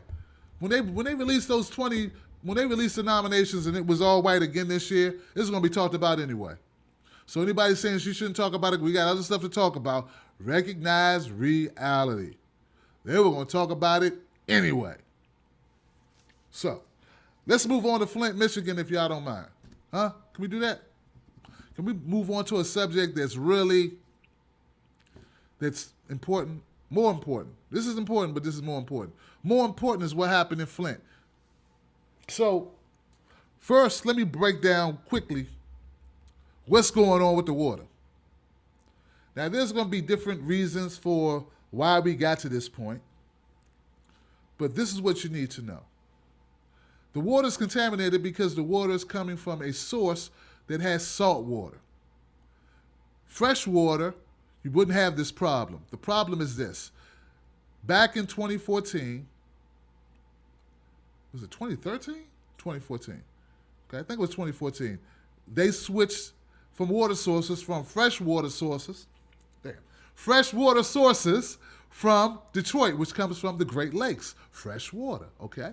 They switched to the Flint River. This is cheaper. It's cheaper to run water from Flint River to Flint, Michigan. Get it? Okay. Problem is, the Flint River is salt water. Rivers are salt water. Take it from a fisherman. Here's the problem. The pipes have lead in the pipes. Salt water eats at the pipes. And when the salt water starts to corrode, it has a corrosive effect on the pipes. The lead in the pipes get into the water and contaminate the water. So the water was not contaminated. It's when it runs through the pipe. Here's what people are not articulating enough, right? They switched back to the fresh water. But now the pipes are ruined. Okay? Now the pipes are ruined. Now the pipes are rusted. Now the pipes, the water, when you see pictures of the water, brownish water, water looking like Tim Black, or a little lighter, that's because the pipes are bleeding now. That's the problem. I don't know what the solution is for that other than put new piping in. Now, the kicker to this whole story is that, in my opinion anyway, the kicker is that if they would have just added a anti-corrosive additive to the water, you never would have had this problem, because then you would have combated the salt in the water, which ruined the pipes. Get it? Now, you may be asking, Tim, well, maybe they couldn't afford to put the anti-corrosive element into the water that would have saved the pipes. And I will say to you, you're wrong. They could afford it because it was only $100 a day. Mere chump change. Nothing. It's zero. It's nothing. $100 a day. There's 100,000 people in Flint, Michigan. A penny a day for each person would have avoided this problem. 1 penny.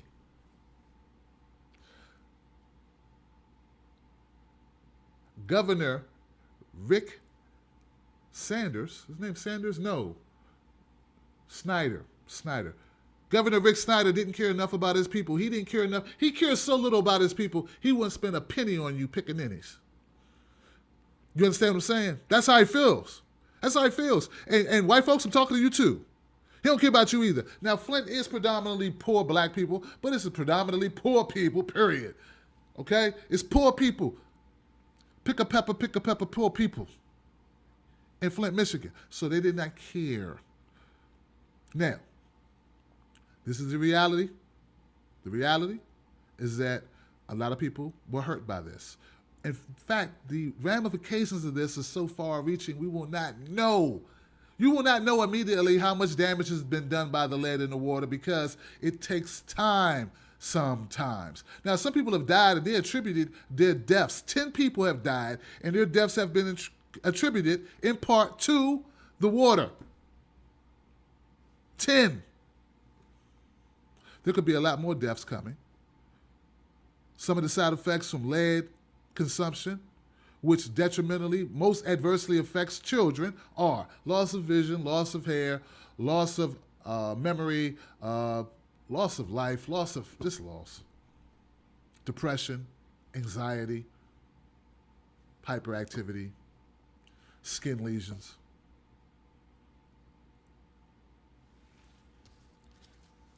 So as if probably the dilapidated, poorly serving, poorly running, low functioning school system in Flint, Michigan is now also, add on top of that, poverty, add on top of that, now we got children who are going to have medical issues.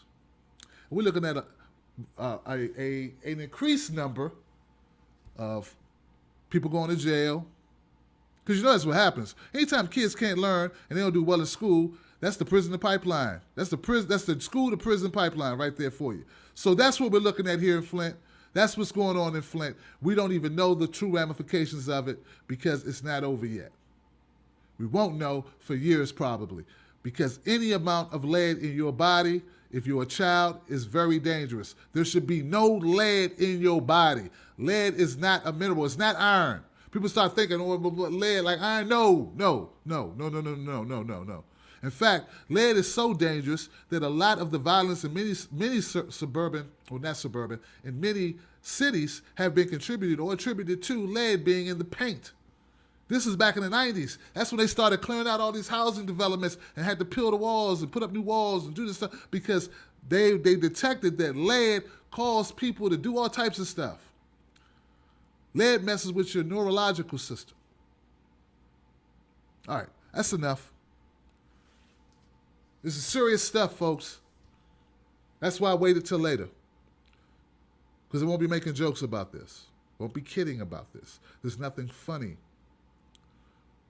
And what I put in my video, and I'm going to say it again, what I said in my video, let me repeat it. If Governor Snyder ran down the street and shot 10 people in the head, we'd lock him up, give him a hot needle, give him a hot one, and send him to meet his maker.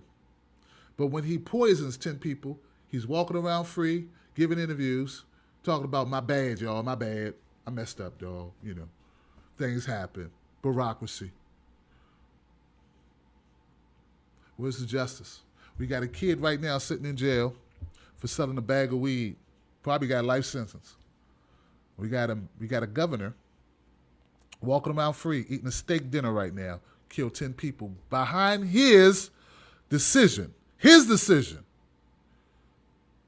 to send water without following FBI, without following guidelines. And it's not just him, it's the Department of, environmental quality as well, that did not treat that water, which is standard practice, because they're not the first ones to get water from a river. It's not like they're breaking the atom, they're slicing the atom in half, or creating some new type of discovery here. This is a normal thing, to get water from a river. But there are steps. You put your left arm, and they just didn't care enough to follow them. So either maybe they just want to kill people. Maybe they just want to kill you poor people in Flint. Maybe they just want to, population control. I don't know. All right, so let me go to calls, man. My condolences to the families who were affected. Let me keep it moving.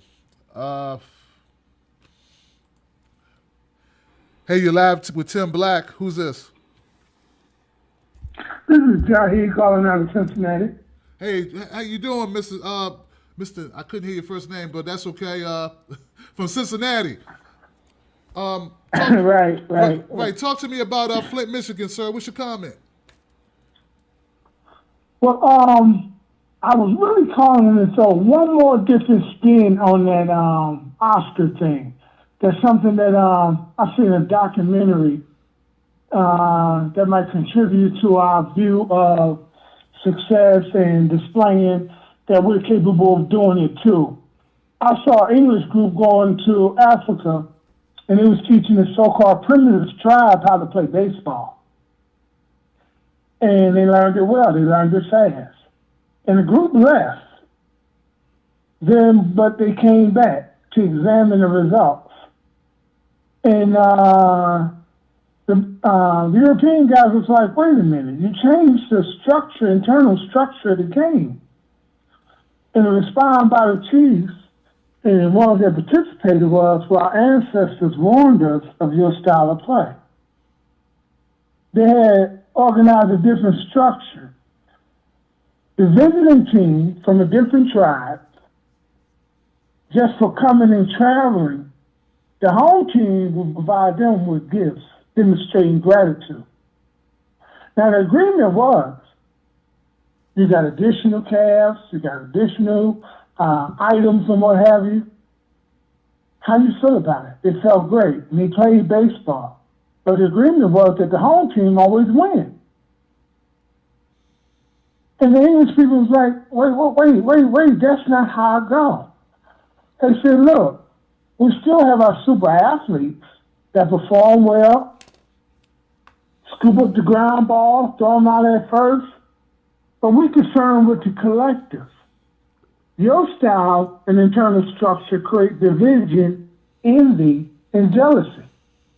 And you put individuals above the group. And it clearly shows that this game got to be played with group activity. And I bring that towards the Oscars. Because I heard, I think it was Amos Wilson said, we don't have a European problem that we can't come up with an African solution for it. We still measure our form of success in emulating their style of rewards and recognition. Is the actor greater than the teacher? You know, do the actor get funded, paid for his skills? But is he any greater than any group? We want to start investing a whole lot of money into showing that we can create our own, which is a good thing. I support in this time period. But the thing is, like when you're talking about with Flint, when you got bad water and nowhere to get no water, does that really matter? So we direct our attention like we did with, you know, the Negro League, baseball league. We said until we compete against whites and play that level and play in their fields and for their team, that we really haven't demonstrated the highest form of performance in this particular area unless we emulate them to the fullest. We got to create new value systems and new value structure, just like that tribe did in dealing with divisions that take place.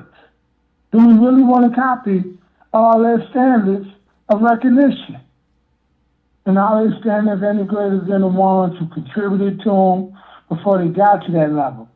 You know, when the father go out there and teach the young fella how to catch the football, and his friends teach him how to catch it with two hands and what have you. You know, we need to examine our experience with a unique response that fits directly for our interests. But we keep falling for the same patterns of the past. You know, until we do it like them, there's really no accomplishment. And right now, with the situation in Flint, when you can't even wash your hands, when it's harmful to wash your hands in your body, and we have our own organizations and people dealing with the Oscars, or if we don't, that don't matter at this point. And so when we develop a different concept for a way for us to live, those things could be addressed, you know, one hand washing the other. Just like the tribe that came on their way, they was looking forward to the opportunity to play baseball, but they was looking forward to being appreciated for the travel. And they had the Babe Ruth, the individual stars that could hit more home runs and grab more fly balls. Right. But they kept in mind the importance of the collective. And those are the things we need to grab toward, you know, because, you know, as we follow them, who the creator of their culture and their structure, they know how to develop and they know how to tear it down. Like you know, last caller said, we get our own internet shoe. All of a sudden, you got a bunch of bugs going on that you didn't have before. You know, like Spike Lee, when everybody was going to see Malcolm X, the movie theater started passing on different tickets so the sales don't look that great to other movies and what have you. Right. You know. Right. Now the Flint thing, it don't surprise me, you know, because also Snyder was warned and denied what was taking place. He was getting documents, reports emailed to him and sent to him that this is the case, and he kept informing them that it wasn't. Then when I look at this examination that I seen, I forgot what organization, but it was on, somebody sent it to me on Facebook. It was showing them the cows that was near radiation farms and was getting radiation in the milk, how they made sure that milk got to the stores and the mom and pop stores of Harlem. Because they was examining how is black folks getting this high proportion of diabetes. And why is this only in certain areas where there's a high population of black folks? Well, after an investigation, they found that it was done intentionally. Because the person that was doing the examination said, you don't see this in Africa, this diabetes. So when you look at that behavior, and you look at John F. Kennedy talks about how they made agreements at Center for Disease Control down in Atlanta, made agreements, oaths, and commitments that we know that these vaccinations are giving black babies, boys, autism. But we're going to make an oath. We're going to make a secret oath not to expose this. So we see the behavior of Snyder and Flint was fully aware of the harm that's taking place, and being aware and coming out saying that's not the case. And you look at the genocidal practice that's being exercised in different parts of Africa, and ain't nothing but an agenda. It kills me how the obvious will be right in front of our face, and we want to still find some justifiable reason that it's not that. Some of us say it's not black or white, but whenever we was able to increase in our income and move into certain areas, you saw white flight. That wasn't the government. Those are rank and file white folks. You saw them organize Tea Party when Obama first got in. I'm talking about the behavior of the populace. Right. Of them. Right. Right. And there's always us there's some good cops out there. There's always us want to talk about some good whites. Is the numbers really that significant? Saying that they're so small, these good ones, and the good ones only seem to come on and tell me that it's not a case of black and white. You see, I'm here. But I still see behaviors of control that you want me to deny my reality, my observation. Right. Well, look, brother, man. Yeah. Hey, man, I appreciate your comments. I appreciate you speaking your truth and sharing that story, that analogy of the sports. That's very deep, brother. I appreciate you. All right, my brother. Thank you for having me. You got it, man. Give it up for my man. Give it up for Cincinnati. Wow. I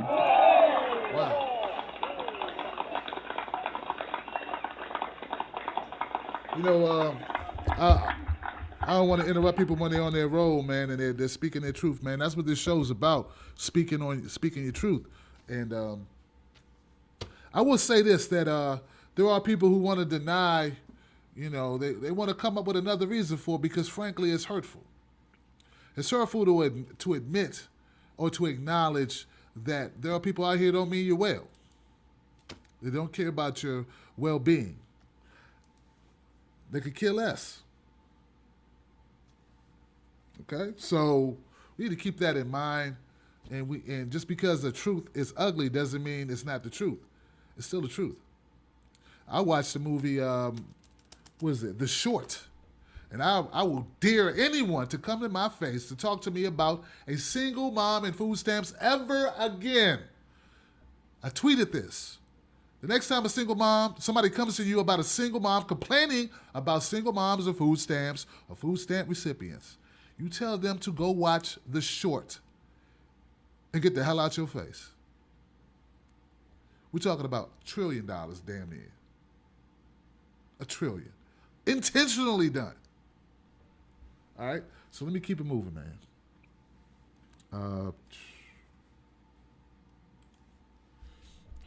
Hey, you're live with Tim Black. Who's this? Hey, you're live with Tim Black. Who's this?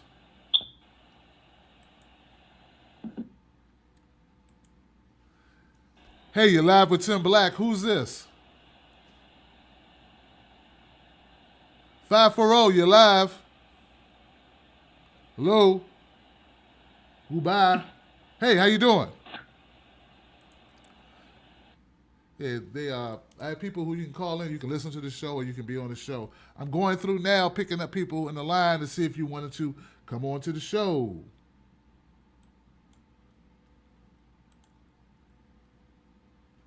Hey, you live with Tim Black. Los, what's up, man? How you doing? I'm pretty good. What up, Uncle Tim? Man, I'm just dealing with this Flint, Michigan issue, man, with the contaminated water and the deaths and the reality that these people, they were sacrificed. Man, these people are being contaminated. Babies have been contaminated. Man, it's stuff that's been going on for years. It's really nothing new, but, with the water thing, it's way easier to poison people and get away with it than it is to just physically go through and kill them. Like I say, that the effects of this is going, it's going to last for years. It may be 20, 30 years before we really see the full effect of what, this lead and all the stuff getting into the water is going to do to them. Right. Absolutely. Horrible. Yeah, bro. but it's terrible. But like I was just saying in the chat room, okay, so you're not supposed to swallow your toothpaste because fluoride is in it, but it's safe to add it to the tap water, right? I mean, does that make sense to you, Tim? They start talking about doses of fluoride and I don't know, man. They start talking about these, But I understand your point. I do. I mean, yeah, and I've heard that too, because there's usually the excuse they come up with. Well, in moderation or whatever. Well, there's there are instructions next to your tap water. You only should have, 2 cups of this a day. Right. Like, no, it's not. Right. But for years, these cities have been getting away. Like this study came out. This was years ago. I heard about this years ago, but they was talking about how the pharmaceutical drugs are starting to get into the tap water.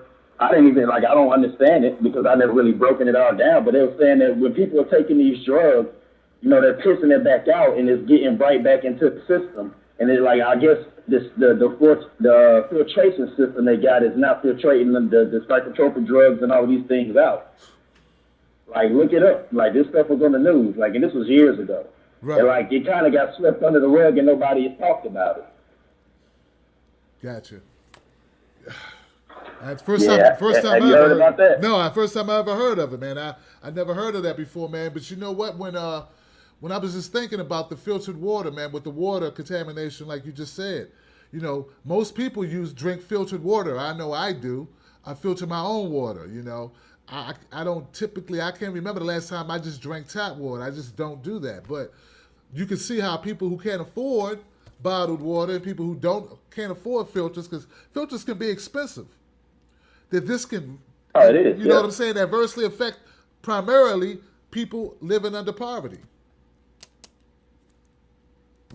I mean, and it connects to everything. That's with the food. Yep. That's with the education system. A lot of it goes back to economics. Right. Because I guarantee, if Flint, Michigan, wasn't in the state it was in, as far as like, with the money and the economic side, they would have fixed this shit a long time ago. Like I said, why the hell is people having to donate water to a city, whatever, when it's like, where's the state at? I mean, where's the federal government at? I mean, we spend billions upon billions of dollars aiding other countries, but for some reason, we like us as citizens, we got to send water and send money to cities. Like, where's the federal government at? Remarkable, man. It's remarkable. I mean, I don't know about everybody else that's listening, but the federal government, they get a piece of my check before I get my damn check. Yeah, they Where do. the fuck is this money going? Right. Right. Paying reparations to Japan. Come on now. I mean, but this is, like I said, this is why, and like to touch on the Jada, like I didn't get a chance to get in before you got off the Jada thing, but it's all connected.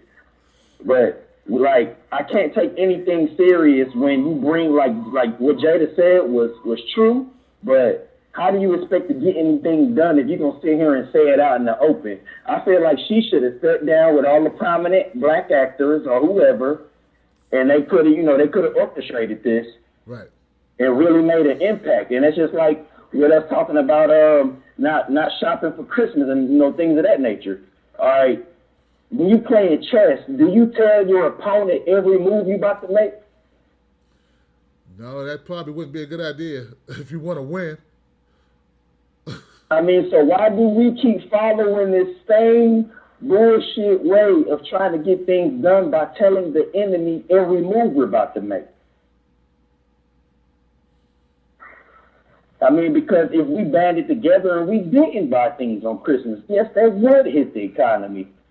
But you just sit here and you gave them 5-6 months to prepare yourself for the few people that's not going to shop. Now, you know what though, Los, man, I feel you. But you know what? I don't think they don't fear her, man. They don't fear we're not going to shop. They know more people are addicted to shopping, addicted to Christmas, addicted to watching movies. They know damn well ain't nobody going to do nothing. I mean, that's the sad reality. Yep. But it's like if we even want a chance of them taking us serious, we gotta the game is it's chess, not checkers, and we're playing checkers right now. Right. I agree. Like if we even want a chance of them taking us serious, we gotta move in a more strategic way. Like we're moving, like kids. You know what? We're moving in a way that we've been conditioned and programmed and fed to move. Yeah. You know what I'm saying? I mean, like I said, and that goes back to education. Yep. Exactly. Yeah, but, man, like I said, it's all connected at the end of the day. Like I said, with the water thing, like I said, it's they is talking about what's going on there, but, it's bullshit in all the water across America, and and it doesn't have to be, but we rather invest more money in things that really don't matter at the end of the day. Like we over there spending billions of dollars, developing other countries when we got cities in America falling apart as we speak. And you got to ask yourself if simple men like me and you, if we're able to sit down and look at this and see, like, hold on, why are we spending? That's just like you don't got no groceries in your kitchen, but you investing in some soap. Like it doesn't make sense. You spending $200 on soap, right. So you ain't got no groceries in your kitchen. It doesn't add up, and it's like it doesn't take a rocket scientist or a genius to see it. But everything is for a reason, though. Let's not think that our government is just idiots. They're not idiots. They know everything that's going on, and they're sitting down and they're having meetings about it. Right. And when they spending these billions and billions of dollars over there overseas, it's for a reason. We don't know the real reason, but it's for a reason. And that's what we need to start striving to do to figure out what's really going on. Because we already know that they're not going to tell us any information. I feel like any information that gets out like that, they wanted us to know. I agree. And like we always say, man, like you said, it's all for a reason. There's a plan behind it. And my thing is this, man. When people tell you that they're being disenfranchised, when people tell you there's racism, when people tell you they're being discriminated against, just believe them. Stop trying to be, you know what I'm saying? There's people out here who are just, whatever someone says they're a victim of something, they just deny it automatically. At least look into it, or at least reserve your judgment and say, we got to find out. Now, when I did my video, I immediately had people saying, well, that's not true. That's not true based on this. That's not true based on that. That woman been in Hollywood for 30 years. You don't think she knows something by this time? Like, you know what I'm saying? Yeah, I mean, Yeah. and another thing to add on to that Right. is with Will Smith. You know, like I was thinking about this the other day. I was like, is he aligning himself to really get into politics? Because like it kind of got swept under the rug, but he gave like $150,000 to the Justice Arts movement. You know, he's been a little more outspoken. You know, but then I sit back and I'm like, well, hell, why your son is the head of who is it? Versace dresses or Versace women's wear. It may not be Versace, but maybe Louis Vuitton. Is it Louis Vuitton? Louis Vuitton. Is it his son is like the new face of women's Louis Vuitton maybe? And I'm like, well, what the hell you got to say on this? Oh man, don't do that. Don't do it, Los. Don't do it, Los. You sound like them people, man. Look. I don't care about what her son do. I care that they are able to get an industry, build their own industry. You should be able to build your own industry. That'd be a great thing. I don't care. Don't deflate it by saying, let's look at her. Let's look at something that don't have nothing to do with it. And let's point over here. We doing that ourselves. Why are we doing that? Well, this right here is something that does have to do with it. Okay. Will Smith is worth the estimated $250 million. With technology, it doesn't take that much money to fund and run your own movies. So why are you sitting here crying to us about the movie industry when you got more than enough money to create your own movie industry? I heard they got a production company or something to that effect that they produce movies, but it's you need help to do distributor. You need more money to distribute. That's what I've been told. Right? They've got their own production house. With technology. Man, technology, you don't need the same basics that you needed back in the day. Right. I agree. You see me. So you see me doing it. You see me, dog. Enough money and they got enough people that respect them that they could be doing their own thing. Yep. And you know, maybe we don't hear about it, but with technology, there's no excuse. We hear about we getting your message right now from Jada. Why are we not hearing about these movies that you're funding and producing yourself? I don't want to get too far from Flint, Michigan, but I'll just put this in your ear, bruh. The moment they think he and her are serious, you will see a scandal, the likes you have not seen recently. I'm serious. They already cranking up the machine. They over there like, oh, what? You talking? Oh. About to turn the level on this shit. You want me to put all your dirty laundry out? We about to make we about to fabricate some stuff. You know how we did with Cosby. Oh, we about to go. You ready? You sure? You sure? You want to keep talking, huh? Oh, that's what time it is. And that reason right there is why these conversations need to be behind doors. I agree. That's a perfect example, you know. But yeah, with the Flint water thing, like I said, we got to start asking these questions of why we invest so much money in other places instead of investing it in our people. We don't care about the people, Los. That's why. They don't care about the people. That's the sad reality. I'm trying to said, these people touch our check before we touch it. Social Security, federal tax, state tax. They're getting money out of your check before you touching it. We need to start making these people accountable. They be jacking because there's no reason we should be spending $1 billion over here, but we got people in our backyards hungry without housing. You know, there's more than enough land. There's more than enough resources. Like, there's no excuse of why we should have poor people. But you know what? It breaks that. Like I said, it kind of goes back to capitalism. You can't have that with capitalism. Everybody can't be eaten with capitalism. You got to have somebody to feed off with capitalism. Right. Exactly. And I feel like that's what black people is in America. We're the people to feed off. That's why they don't mind giving millions of dollars to football, basketball players, entertainers, because they know they're going to get all that money right back. Yep. And then in the process, they're going to separate some of the regular people resources on top of that. You know, when we buy into the movies, when we buy into the Jordans, clothing, things of that nature. That's true. And also pacify you and give you the illusion that you can make it too. You can make it too.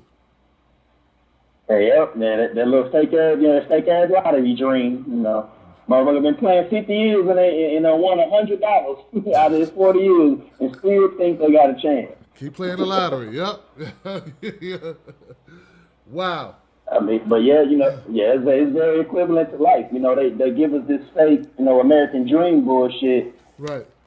And the reality is, more of us is going to be slaves to the system than being able to eat off the system. That's right. Because if it's turned the other way, the system's going to collapse. It's just like a car. It has to have gas to run off of. That's true. And we the citizens, we the gas to the car. We're the labor to the car. You're right. We're the labor as to gas to the car that keeps the economy running. That's right. Everybody can't be an alternator. Everybody can't be a wheel. Everybody can't be the driver. You gotta have the fuel to move that car. And the sad, like I said, the sad reality is that's what we are. And, with shows like yours, breaking them chains off, and breaking the mentality, and maybe going to be able to change the system or at least be able to eat off the system. Exactly, man. I do what I can, man, because I'm awake now, and I just want to wake other people up, man, to the reality. That's all. That's my duty. And that's what it's about, man. Yeah, no doubt, man. I mean, you could be doing bullshit topics like a lot of other people, to get those views and to get those sponsors behind you, but you're not, and I respect and appreciate that out of you. Hey, man, I appreciate you, man, for being here, man, and watching the content, man, and every little bit counts, Los. You know that. Oh, I already know, man. All right, famo. You take it easy, bro. All right, thanks. You got it, fam. Keep it up for my man. Give it up for my man, Los, y'all.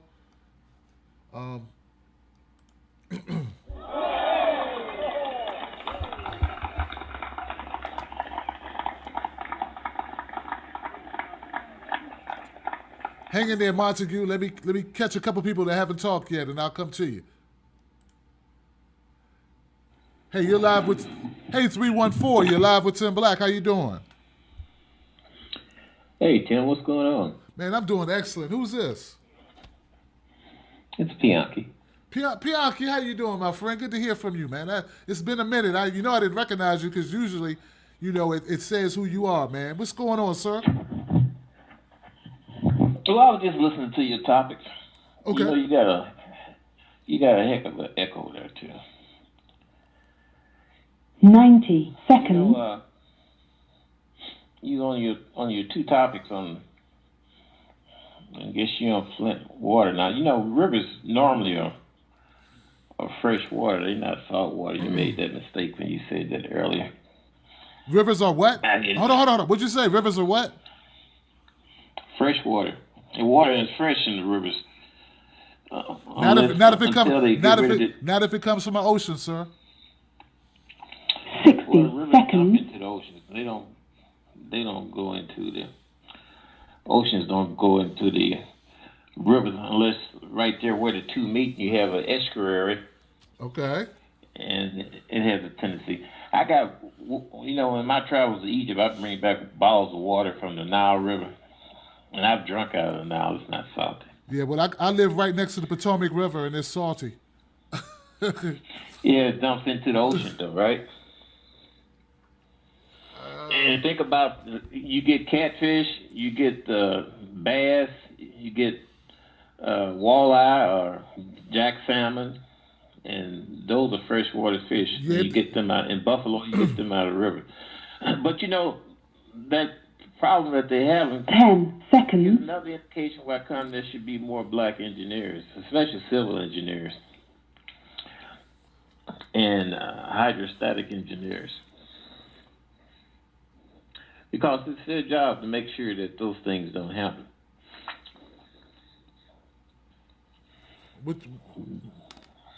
Okay, you're their job to make sure what doesn't happen, that the water doesn't. I don't understand what you mean.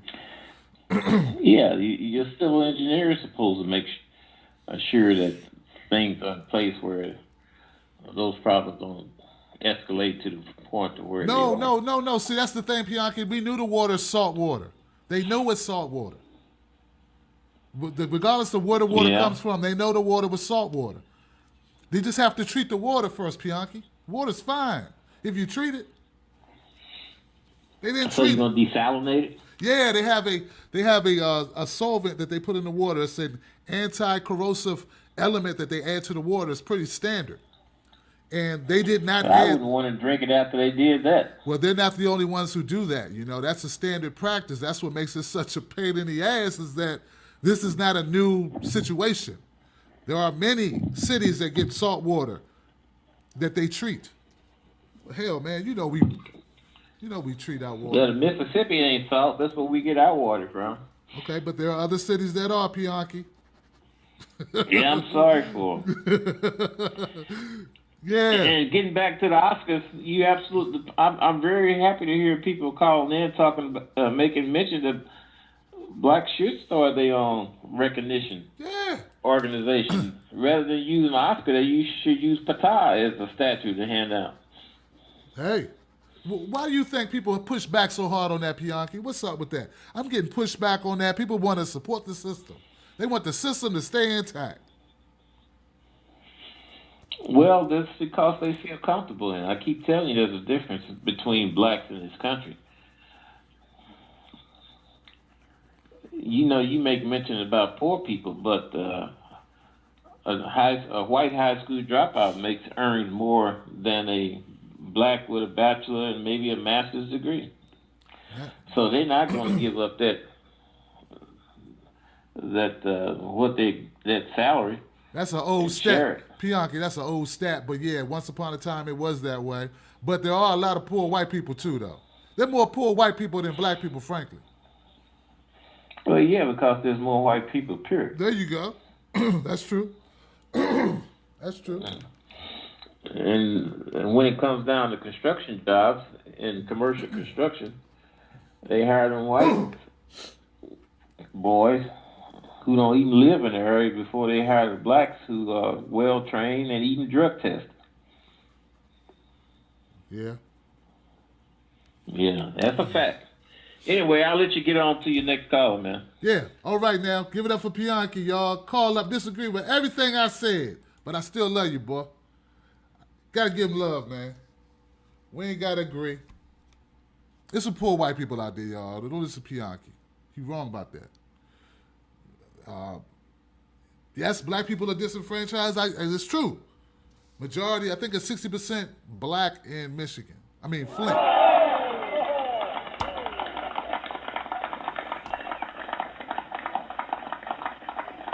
%60 black in Flint, Michigan, but there are, it's a poor area. It's pretty. It's not diverse, but it's not an all black location. It's not a poor people of all colors in that location. And they're poor. So where I live, I'm not far from Fort Washington, Maryland, which is the richest black location. One of the richest counties, Prince George's County, richest county, predominantly black county in the United States. They would never try that shit there because we have political capital. Why? Because we have money. So yes, I look at in the system that we're in, I look at any person, any minority, that's a check. You black, that's a check. If you poor, that's a check. If you get a negative. It's a negative as far as the system is concerned. So I definitely don't want to excuse that because that exists. But I just want to keep it real and say they would have not done this in Flint if Flint was for Washington. They would not have done this if this was a affluent area. I don't care if Muslims lived in it. They wouldn't have done it. I don't care who it was. I don't know if that's equatable, but you understand my point. They did this because they could do it. You got the political capital. But here we go. The governor, I want to bring in Montague to talk about the governor. Because, see, there's more in this story than, there's more to the story than just a governor who pulled the wrong switch or fed the wrong water or whatever. There's more to it about the corruption, sort of like a dictatorship we were talking about, where the governor, they signed an order where the governor was able to implant a figure that's able to override elections, that's able to make decisions, sweeping decisions that take away the democratic process in Flint, Michigan. And let me see if Montague's willing to talk about that. Hey, Montague, how you doing, man? Hello. Hey, Montague. Hey. I'm gonna go ahead and correct a few things. Okay.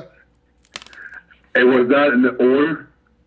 It was actually passed into law. Damn. Okay. Damn. It was passed into law. It's called the I forgot what it's exactly called, but it's called the Emergency Financial Manager Law. That's who the governor can appoint to basically control certain areas. Like Detroit has one, Flint has one, and there's like probably a few others that have one. I think like Ann Arbor also has one. But they have the power to, like I said, they have the power to dissolve local governments. They have the power to override elections. They have the power to sell and buy property on behalf of the city. That's what someone. That's why you had. Yeah. You know, for example, look at Detroit, right. And what's his name? Kevin Orr, who was appointed the EFM for the city of Detroit, and how he was appropriating money for a new hockey stadium, while he was trying to bust open contracts of city workers who were unionized. Okay. Crazy. And now my question about Flint is this, and I hope people don't take this the wrong way, but why haven't we bombed Flint, Michigan already? What do you mean by bombed? Because if another country would have done that to its own people, we would have been using that as a justification to go into war with that country. Already. Oh, shit. You hear about those Middle Eastern countries and how this dictator gassed his own people. How Saddam Hussein gassed his own people. How he used chemical weapons against his own people. And we would have been justifying that for war. But look what's happening in Flint. Look what happened in West Virginia. Look what happened in North Carolina, and what they're trying to do here in Virginia by allowing Dominion Power to dump toxic coal ash into the James River. This is a form of chemical warfare. So when are we going to declare war against Virginia? When are we going to declare war against North Carolina for allowing Duke Energy to dump toxic coal ash into their rivers, which have been poisoning people? And what's been going on with West Virginia? When are we going to bomb them for allowing that? When are we going to bomb Flint for allowing this to go on? You see what I'm saying? Yeah, I do. Any other time we would be ready to bomb the crap out of any other country that did this to their own people. No, but we're doing this to our own people, and it's perfectly freaking acceptable. Like I said before, there's a soft kill genocide going on, and this is a form of it. That's a very good question, Montague. Why are we allowing this to go on? Why? I was told that there's nothing Obama can do. He can't take the power. He can't take power back from this governor. Well, I mean, technically he can't. But the thing is, Congress could have passed something preventing laws like that, like the Emergency Financial Manager Law, from being passed in the first place. That's gangster. They could pass something like that. Yeah, exactly. That is gangster. You know, Montague, think about it. Exactly. Montague, this is my thing, man. He basically put his own regime in place. Exactly. And any other country that has put a regime in place has been bombed by the U.S. Now, why haven't we bombed the shit out of Michigan already? And tried to liberate them? Think about it, guys. Think about it. You see what I'm saying? Yeah. And I'm loving what you're saying. I didn't think about it to that extent. I'm loving what you're putting together there for me because that's the video I should have done, actually. That's what I should have done. Exactly, because that's where it all boils down to. It's yet another form of hypocrisy being carried out by the government. We bomb other countries that do the same things we do to our own citizens, but we think it's acceptable to do it to our own citizens, and that is plain out wrong. And the uninformed. But that's all right, though. Yeah, the uninformed, Montague. Because the kicker, Montague, is that uninformed people will support it. And they'll be like, well, they just made a mistake, Tim. They made a mistake. There's no conspiracy. There's no intention here. It was a mistake. And like I said earlier, there was actually some form of, there was some sort of plan to allow some natural gas company to take some land in Flint, Michigan, and be able to use the water for fracking purposes to produce natural gas. So who's to say, maybe I sound like a crazy Alex Jones conspiracy nutcase right now. But who's to say that what was going on in Flint wasn't trying to enable this corporation to take some land in Flint and be able to use and produce natural gas? Right. Like that's plausible that the two are connected. And granted, now you have Rick Snyder who has a lot of corporate influence, who's in the back, basically in the back pockets of a lot of corporations. I wouldn't put it past them to have some kind of shit like that roll in place in the first place. I mean, that's what they were doing with Detroit. Because it didn't go bankrupt until they decided to end what was known as the shared revenue program. That was actually wrong, which allowed localities to pool the money together and then share it equally across the state. Once that program was ended, along with things like the credit default swaps and all that stuff that the government got engaged in, that's when Detroit went bankrupt.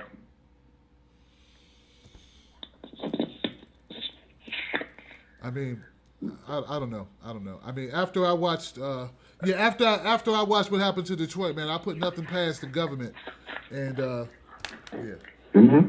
put nothing past them. Rightfully so. Nothing.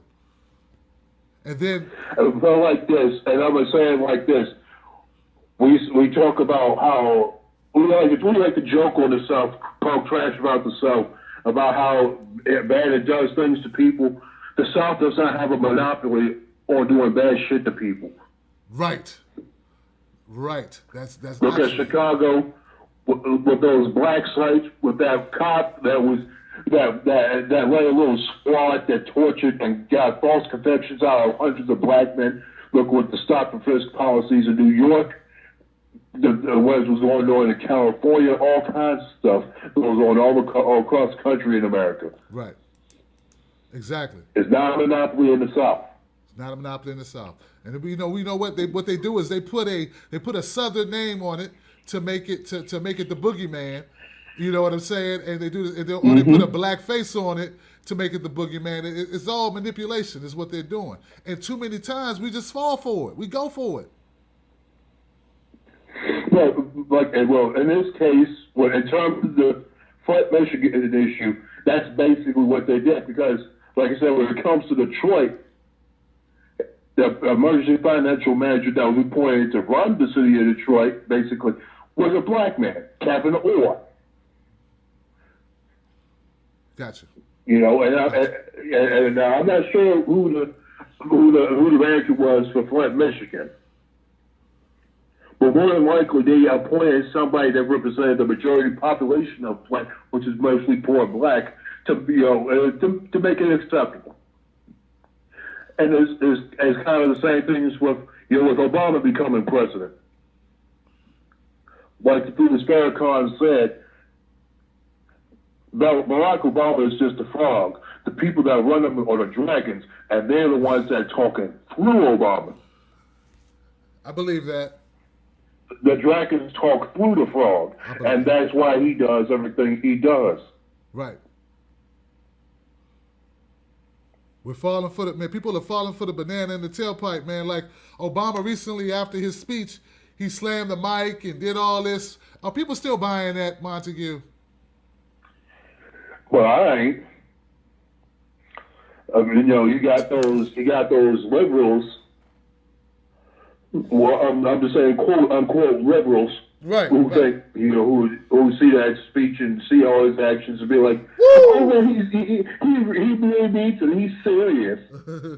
Right. He gonna go out with a bang. The reality is he ain't serious at all. He gonna go out with a bang. The best is yet to come. The best is yet to come. Oh shit, he didn't do nothing. Oh. Exactly. And on top of that, this is last year. He's not going to give a fuck what happens. Right. If he walks out and just... He's going to do what he wants to do and just retire and just do whatever the fuck he wants. He's not going to get assassinated or any of that bullshit. Right. He's just going to serve the rest of his term and go on. And some tells me that either Trump or Hillary is going to win the presidency because they want to continue the corporate control of the government. Wow, that's a good point. Like, in essence, when you really think about it, in certain ways, what is going on in Michigan is going on across the country. That's why you have things like the Dillon Rule in some states, like Virginia, which would basically act the same way, which basically says that the localities are not allowed to do anything beyond what the state government allows them to do. That's true. Yeah. Yep. I don't know, man. I mean, like I said, this soft kill genocide has to be unsheathed for what it is,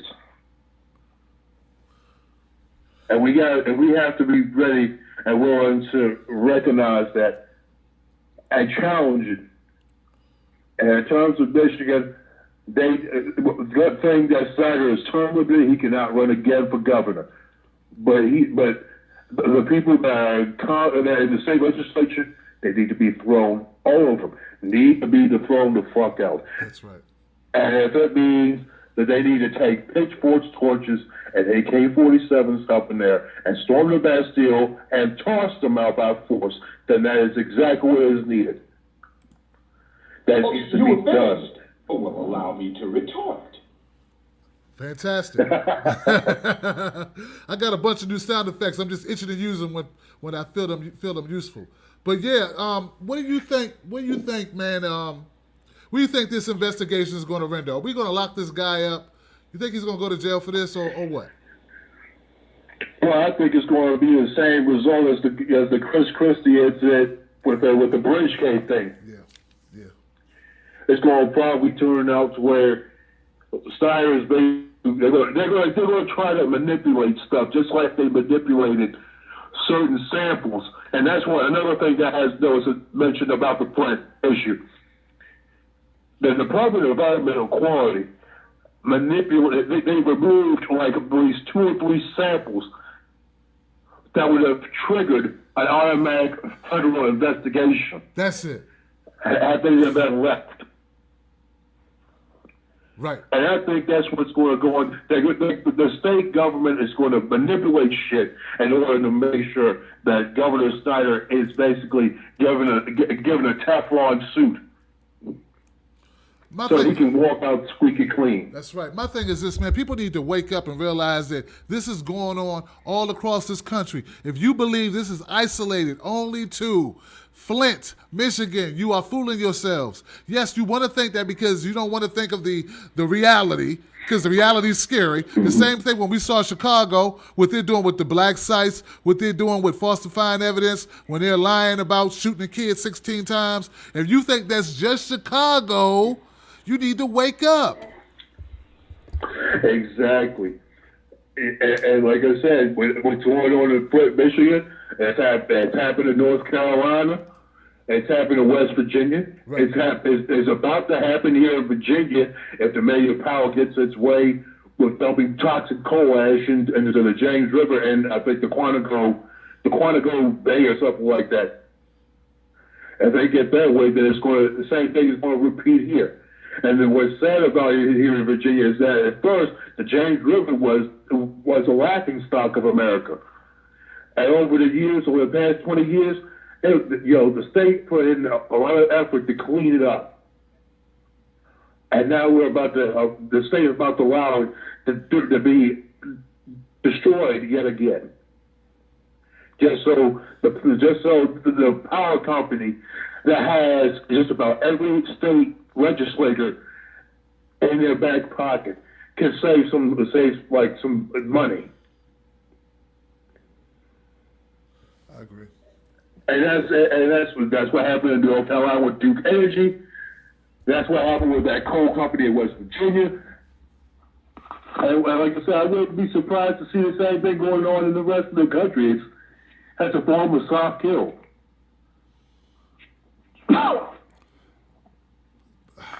It's a form of soft kill. I just can't stress enough, man. If people are just now joining us, we're talking about Flint, Michigan. We're talking about the water contamination.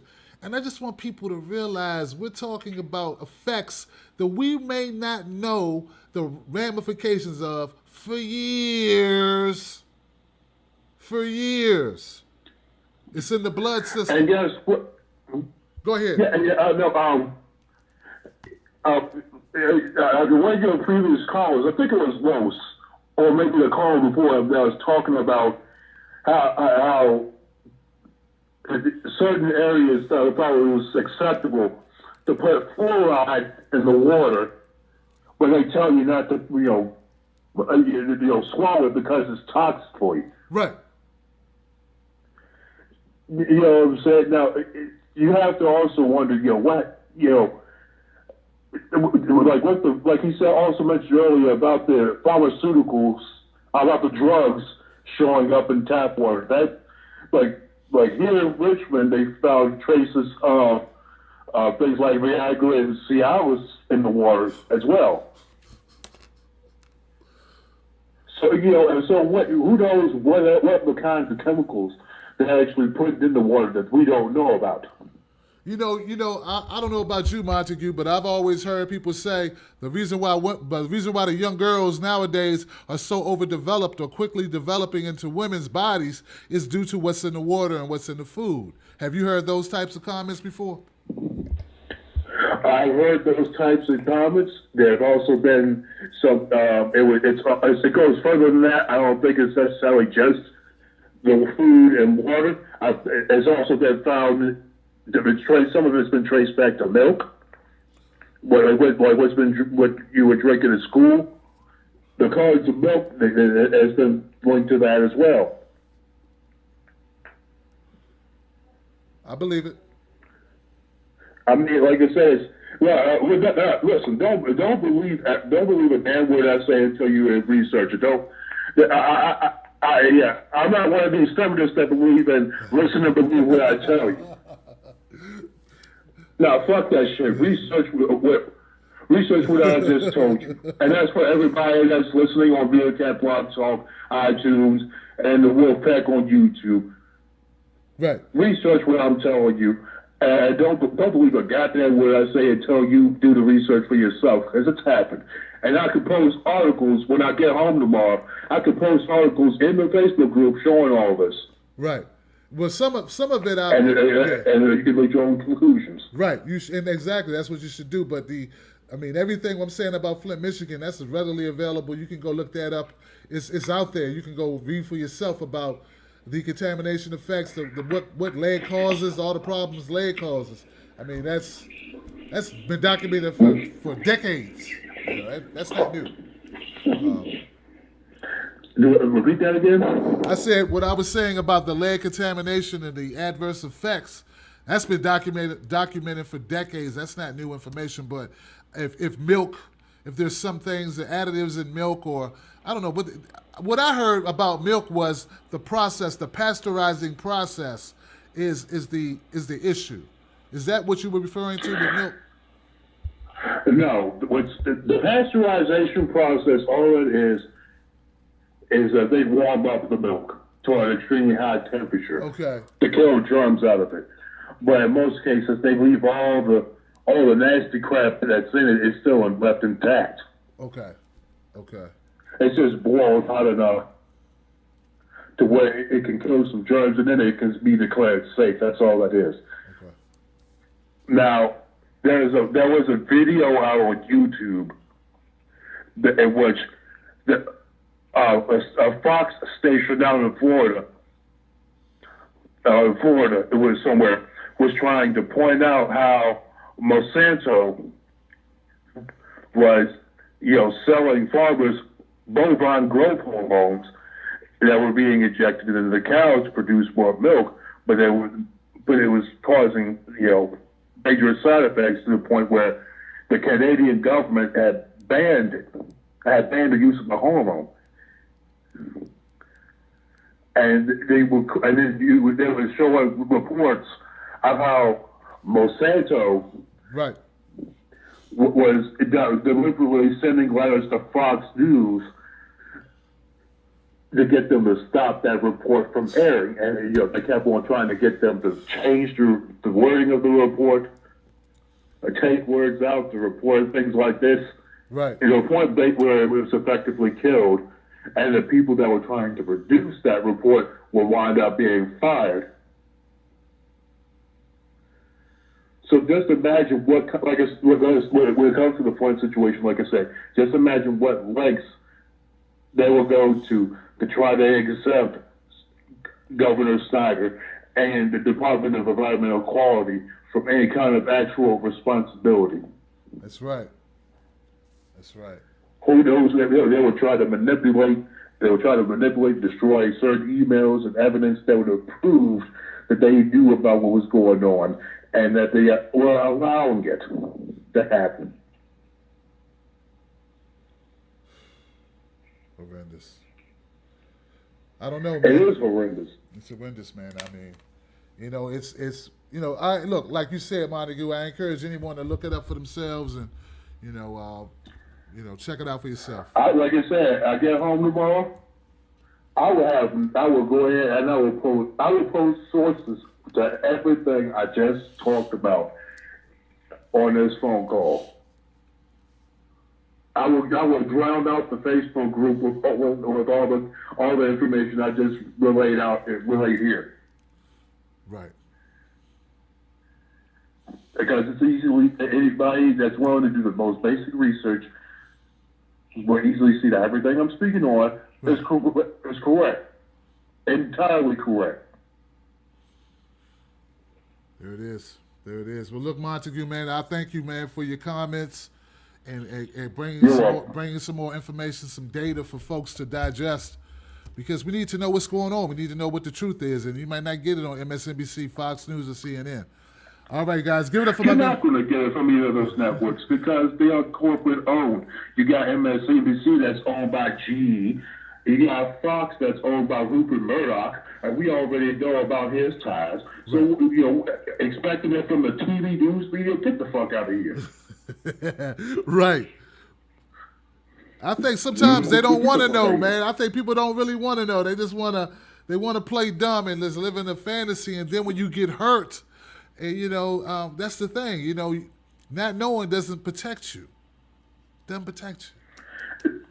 And that's the thing. Like, those kind of people got to wake up and get out of that mentality that, that naive mentality, like the media can do no longer. Everything they report on is correct. No. They report what they're told. Absolutely. CNN, Fox, NBC, ABC, and to a certain degree, PBS, they report what the fuck they're told to report. That's right. They run with it. So we go talking to them with a legitimate source. I mean, it might be a good baseline source, but no. Right. The spin is everything. The spin is everything. spin much harder than a DJ with a turntable. I tell you. All right, Montague, man. Give it up for my man Montague again, All y'all. right. You know it, man.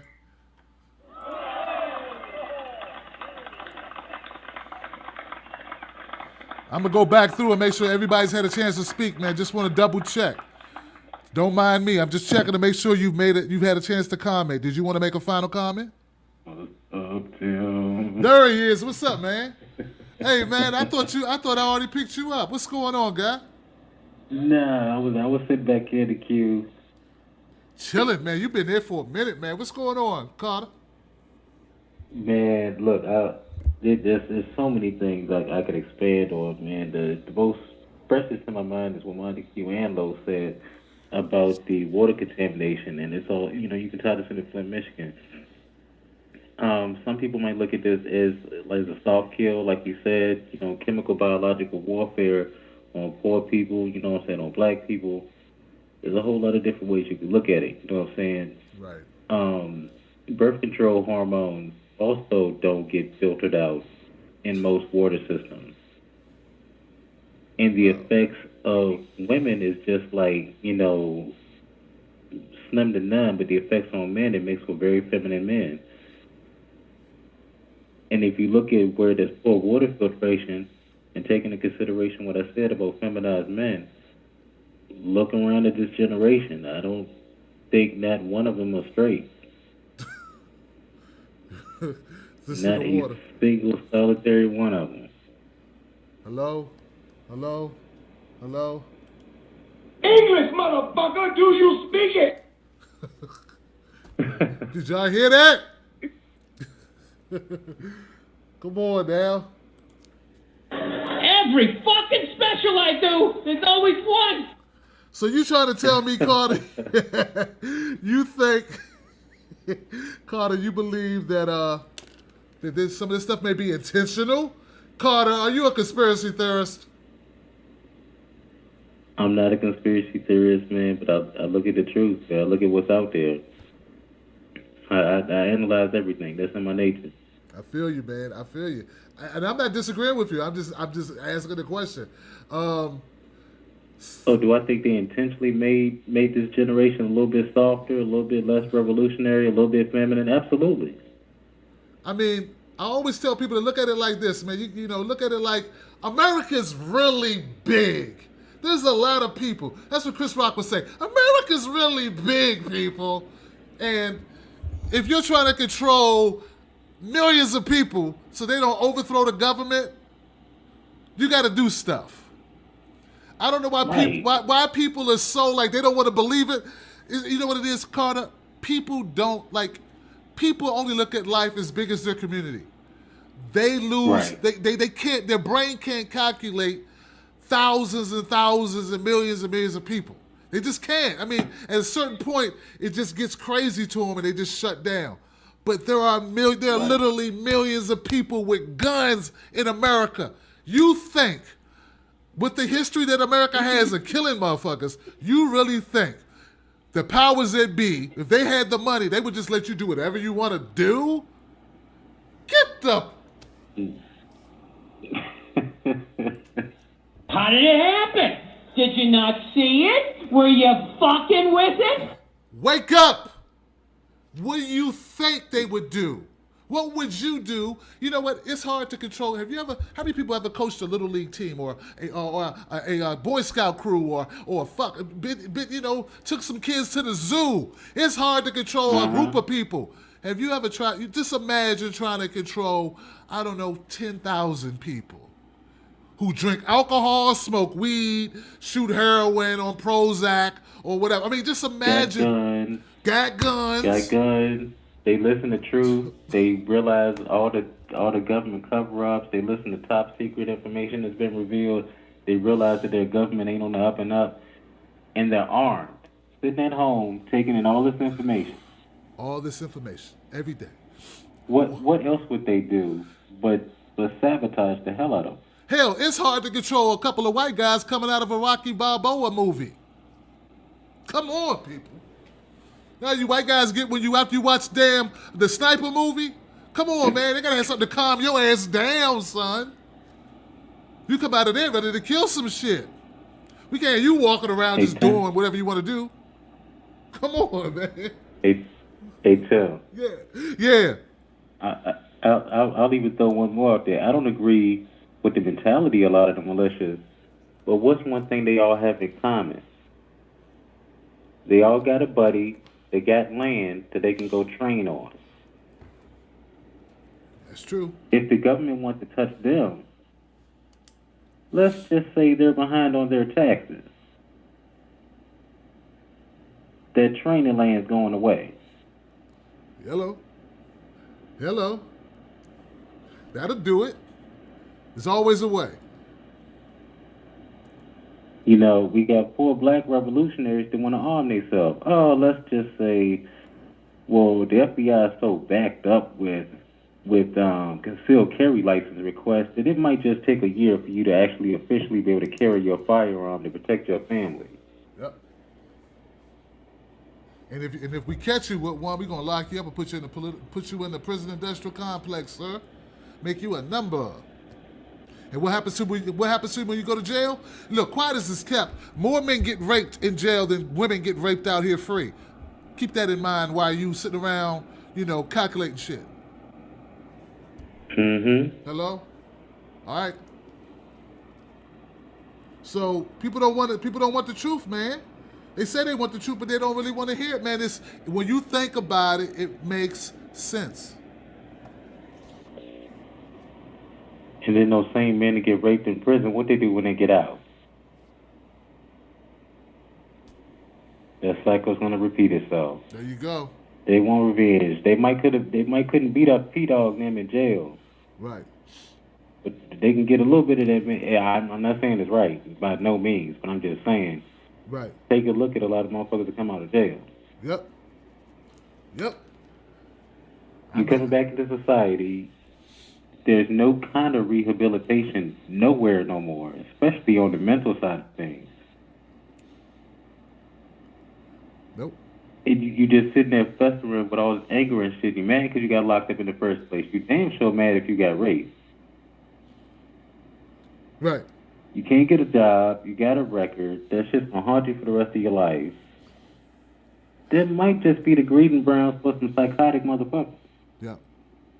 I think it's all like I've been telling people, man, it's all by design. People need to wake up and realize we got a design. We have a system in place.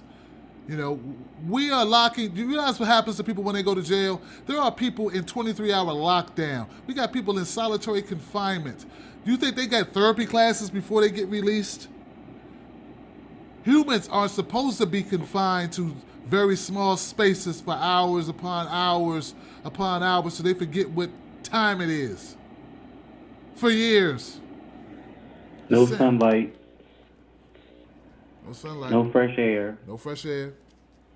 Just a dark ass room. Yep. Humanity stripped away.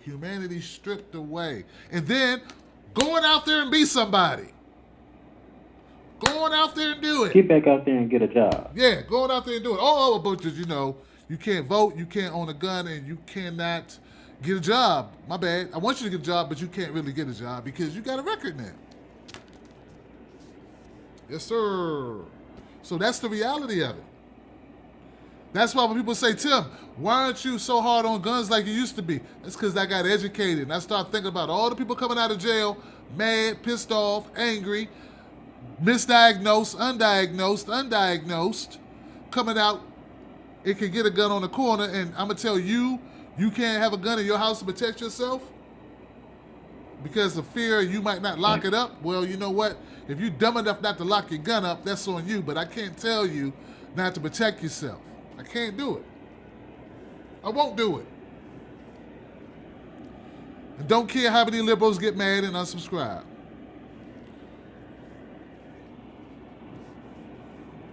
Those liberals don't live in the hood, obviously. They never drove through the hood. They never looked in the direction of the hood. Nope. Or lived in a rural area where somebody could come up in your house, kill you, rape your wife, kill your kids, and nobody know about it for about a month or so. Hello? Because they can't find the body. There it is. I'm gonna tell him he can't have what kind of gun he can have up there. You know, don't go in there, don't go in his house. You won't need to find out. Now, will you? Exactly. Even if they wanted to call the police, it'll take them 30 minutes to get to you in some places, an hour in some places. I'm trying to tell you. So that's if the officers ain't sitting somewhere jacking off, eating donuts and shit. There it is. If he feel like it. If he feel like responding to your isolated house in the middle of the woods. Right. If he feel like driving through the hood to try to save a life. So are we? What I'm saying is, tying this back together, Flint, Michigan. It is not in the realm of possibility that people knew about it, just did not care. Could have been intentional. Who knows? It could be incompetence, but I don't think they're that incompetent. Like I tried to tell my man Pianki, this is not new to run salt water through pipes. This is not new. They do it across the country. You know, we treat water here. Just like, you know, the water you flush in your toilet gets treated and comes back. There are treatment for salt water so that it's digestible and safe. They didn't do that part. They did not do that part for over a year. Not one time, for over a year. It takes a long time for pipes to rust like they've rusted. Exactly. Come on, man. That's a decade worth of damage right there that they just now found out about. I'm trying to tell you, man. Well, actually, they started running that water, I think it was 2013 or 2014. They did it for like a year and a half, Carter, but still, you're right. As a person who fishes, I'll tell you, every time I go fishing, I got to rinse off my equipment because the salt will stay on my equipment and it will rust it. So I'm supposed to rinse my rods. Everything I use should be rinsed before. And if you have a boat, you really know. I don't have a boat. I can't afford a boat, but you know, but still. So that's common knowledge, guys. It's like basic. I know it, and I don't have an engineering degree. Like I said, it's a whole lot of incompetence. Now, they might have only ran the water through those pipes for a year and a half, but if those pipes were damaged that little bit of time just infiltrated the whole city, then the pipes was already about to go anyway. Probably. Good point. Well, you know, them pipes probably old as hell. Yeah, them pipes probably been around since the turning of the century. Early 20th century, 1902. You know, come on, man. As poor as Michigan is, come on, man. Michigan ain't been hot since what? Since the 40s? The 50s? You know, when cars, we had the big bubble cars, you know. Come on, man. That's how long it's been since Michigan had it popping, pimping. So, all right, man, Carter, let me know what you think about Jada Pinkett, man. Go ahead and hit me with it, man. Jada, that's the other thing I wanted to say. Jada and Will, they do have their own production company. That's what I thought, yeah. The reason why she alluded to Flint, Michigan is because her and Will also have a foundation in Africa that supplies clean water. They go out there and build wells for people. As far as the boycott, as popular as that family is, it wouldn't have mattered if she would have tried to do it in secrecy or not. It still would have gotten out. You know, people are addicted to putting shit out on the internet, so that's where she went first because she knew that's where everybody would look. That's true. I agree with that. I look at it that way. But Carlos, I understand where Carlos is coming from. Like, we need a better playing strategy. But yeah, you're right. I mean, you can't keep that under wraps, man. I mean, you know, the information. Not her. I mean, the average person like me, you want to do a revolution or something. You know, we couldn't put it all out there on the internet. Okay. You know what I'm saying? Okay. But with her, she's so popular, it wouldn't have mattered either way. Oh, I see what you're saying. Yeah. So if I want to do something, I shouldn't talk about it on the show. I should hit people up on behind, you know, on back channels. Hit y'all up on the back channel. I mean, put it out there, but don't put it out there first. Right. Unless you have to. That's your only means to catch everybody that you need to catch. Right. You know what I'm saying? That's one thing, as black folks that's in the revolutionary movement and stuff, that's one thing that we have gotten away from is sharing personal information. Swap an email account or, swap a cell phone number that you don't mind giving out. Right. Network. Right. Write letters. I don't even think people remember how to write letters no more. Do you think they remember how to write letters? Still, I still remember, man. I still remember how to write a letter. But you're right. Yeah, we lost a lot of skills. Came technology. Hell, man, I forget half my friends' phone numbers. I don't know. My phone crashed. I can't call my mama. They're like, Ma. But no, yeah. Good point, man. I mean, we lost a lot of skills in general. I mean, I know plenty of black folks who used to be able to garden, grow their own food, right. Fish farm and weave baskets and make clothes. Like, a lot of that stuff got put to the back burner. And that used to be common knowledge as far as our people's concerned. That's true. Survival was what it was called. Couldn't go buy it, you had to make it. That's right. Right. That's right. Hey, well, look, Carter, man, I'm gonna shut it down, man. You want the last word, man? You can have it, man. It's crazy. That's what I call it. It's crazy. Man, I wouldn't even know how to put it, but people, y'all got to pay attention to everything. Yeah. Y'all got to absorb this knowledge, even if you got to sit there and critically think about it for 2-3 weeks after the show. That's right. There was a lot of knowledge dropped in this show that y'all probably just washed over, you know what I'm saying? Research a lot of the things that's been said on this show. You will find the truth. It might scare the hell out you. You'll see it. That's right, man. All right, Carter, man. Look, man, thank you for your comments, man. It's always great to have you on the show, man. Always a pleasure, Tim. All right, homie. Let me give it up for my man Carter, y'all.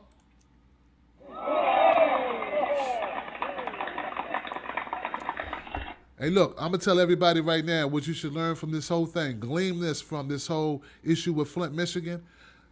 Put them shoes back. Buy you some water. No excuse. I mean, I know this is for people not living in Flint. We already know that Flint. National Guard is there giving out filters and bottled water, right? This is for everybody else. Oh, by the way, if you're in a prison in Flint, Michigan, you getting tap water.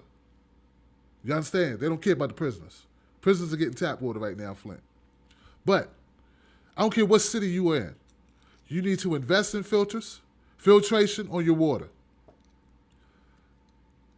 Do not be lulled to sleep into thinking this is only happening to certain people. That no one would possibly ever do this to you. That they would possibly ever do this to you. They care about us.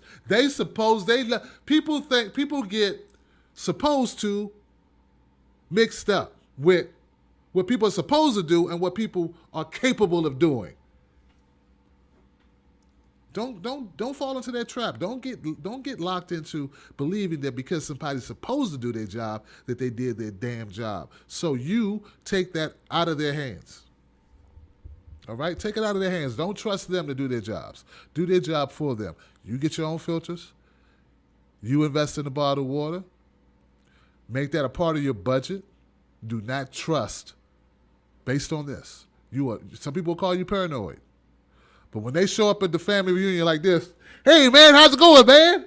What's up, man? With a hand growing out the back of their neck. You just be like, don't say nothing about the hand. Just act like you don't see the hand growing out their neck. And just go on with life. And you'll feel better, rest assured, that you listen to your Uncle Tim Black tell you to go ahead and get that filtration thing going on. It's not paranoia when it's true. It's only paranoia when it's not true. When it's true, it's called thinking ahead. It's called smarts. Get it? All right. As far as Jada Pinkett, man, I don't have nothing against. Look, I don't see how it's a negative for us to have more movies. Now, if you're a control freak and you want to control what black people do, I don't know where you come from, Donald Sterling. Who the hell are you? But yeah, if they want to do something, great. I'm all for it. Control your own imagery. Control your own likeness. You know, if you were making a movie, just based on your experience. You make a movie from things you knew about. I don't know why it's so hard for certain people to understand that if we're not in charge of writing the movie, and not in charge of directing the movie, or in charge of casting the movie, on control, then how the movie's reflective of who we are. So we would like to be able to do that. And I think instead of asking people to keep on complaining, you're not making me look right. You're not making me look right. You're not portraying me right. We need to take that and do our own. Just more movies. Now we can compete. Which as quiet as it's kept, I think that was the whole reason why integration really happened. I don't think it really happened because people were so nice. They were just like, you know what? We could sell 3 hamburgers. We could sell 300 hamburgers a day instead of 100. And we serve them, and we don't want to compete against black businesses because before integration, black folks had their own businesses, right? So you don't want to compete against them. Have them come shop here. Tell them, I see you got an ice machine, but our ice is colder. White ice is colder. And dummies believe it. Hey, boss, their ice is colder. I'm going over there to the white stove. And then the businesses went away. So that's how I see it. I see nothing wrong. With folks want to do their own movies. You should want me to do my own movies. I do my own show. You got a problem with that? But I know some of y'all do. People could. I used to like your show, Tim. It was really great. I had a guy write me. It was really great how you used to do your show, and now you just changed it, and it's really sad. I'm like, well, you know what? Thank you for all the donations you sent me before when you really loved the show. Thank you for all the sharing. I know you shared me all the time on your social media. You spread the word about me tirelessly. You donated money. You sent me a camera. You did all this great stuff, man. Oh, hold up. You did nothing. You just watched it. Well, there are people watching it now who like it now too. But people love to control what other people do. And this shit is backwards to me. I don't cut on the show and say, why they're not doing what I want them to do. I go, well, click up. Like that Downton Abbey. I don't watch that shit. But I don't get mad that they got Downton Abbey on. I go, that's not for me. That's for she or he. So, I don't know what else to tell people. And if you think that's hate, then you're just very sensitive and you don't understand how things work. There's Telemundo. They got the Telemundo going on. You know what I'm saying? They be doing the Telemundo thing, getting it in. I have no hate for that. I have no hate for the Spanish channels I get to. I don't even know what they're talking about. They be saying kill Blackie. I don't know. Well, I guess it would say Negro. I would know the Negro part, but I don't know what they're saying. How much hate do they get for that? So why does it feel like, why I feel like contentious, like it's a problem? Why is it a problem for somebody else to have something? And like you own it. You don't own it. You know what? I could see if Hollywood people, like Hollywood, old Jewish guys are coming out of Hollywood making videos complaining. No, we got a bunch of broke-ass white people that don't make any money on the industry complaining about what some other black people might do. How does it affect you? Be glad some people want to empower themselves to start businesses. We need more businesses, regardless of who starts them. That employs people. Less people on unemployment. How could anyone have a problem with that? You just don't want anybody to say anything negative about your power structure because you feel like it's talking to you. When we talk about Hollywood having too many white movies that you didn't star in any of them, that you didn't cast any of them or direct any of them, but somehow when she knocks Hollywood, you feel like they're knocking you. Why? Because it's white and you identify with that just because it's white. When you don't have nothing to do with it. You have nothing to do with what Hollywood's doing. If you're a regular guy or a regular woman, you have nothing to do with what the politics they run. You have nothing to do with that. You have nothing to do with the fact that, certain people don't get certain roles. Who are you? You're just a consumer. But if I hear one more jackass, I'm going to make him famous. I'm going to make a video about it, and I'm going to go in on their ass. The next person I hear telling me that Jada Pinkett didn't have a right to feel how she feels, I'm going to make a video on their ass. And I'm going to name their name and throw it, but you know what, you can't, somebody made a video recently. Not you, homie. Somebody made a video. You know what, I shot about this guy named Angry Bastards. He made a video, I saw, it's like, he's got like 5 views. He's like telling me what I should do to help Bernie, and who the fuck are you, dude? Excuse my flurrin' filth, but who are you to tell me what I should do? You should be like this person. You should be like that person. I should be like me. And you know what you should do? What this situation requires is a whole lot more, and you shut your mother ass up. And you know what else? You know what else I noticed, Mr. Angry Bastards? I remember asking you a goddamn thing. There it is. Not a thing. So whatever I choose to do. Now, I do want to add this before you end. And when I rap, if you got to go when I rap, I understand, man. I appreciate you helping out the show, man. I appreciate you controlling and trolling and moderating the chat, man. But you got to, when I rap, give it up for when I rap, man. He's a school teacher. He helps does the moderation for free. And the brother got to get up early and put make sure the kids know something. So give it up for when I rap. When I rap, get out of there.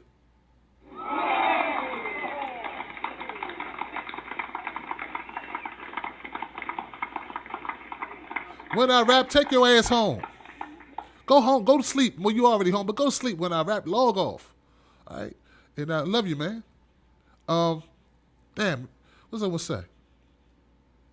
Damn, what was I going to say? I was going to say something that was good, too. It was a good one lined up. Oh, there are people out there right now talking about, look,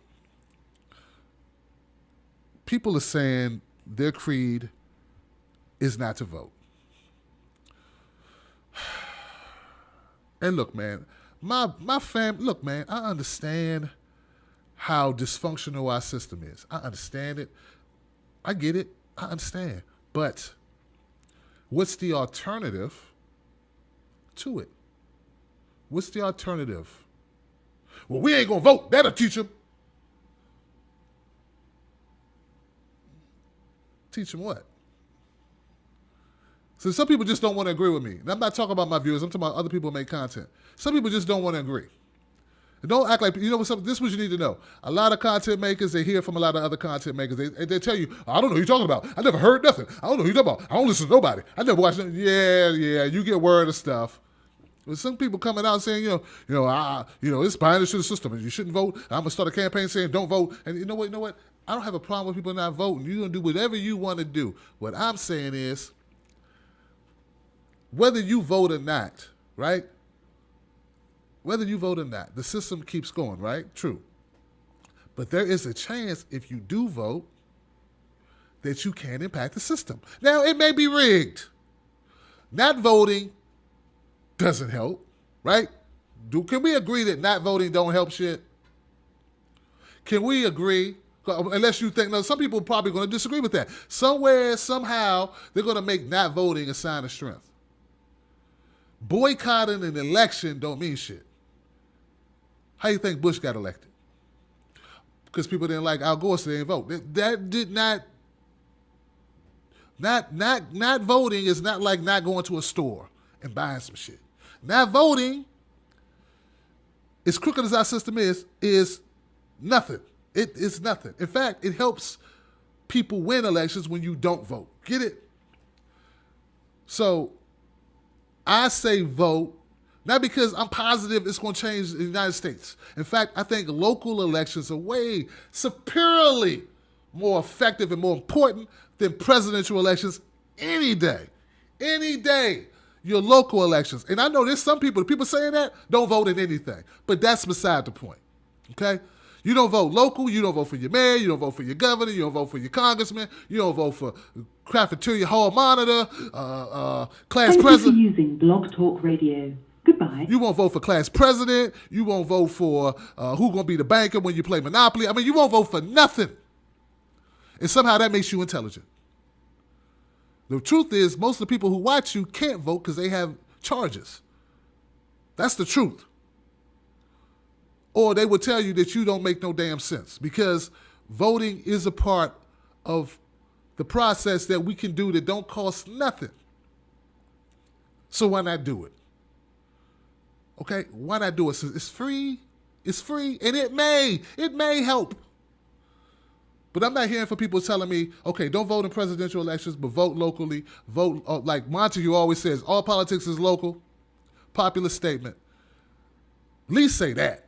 But don't just tell people. I'm gonna check people when they say dumb crap like that. I'm not gonna name names, but I'm gonna say, look, if you're gonna tell it right.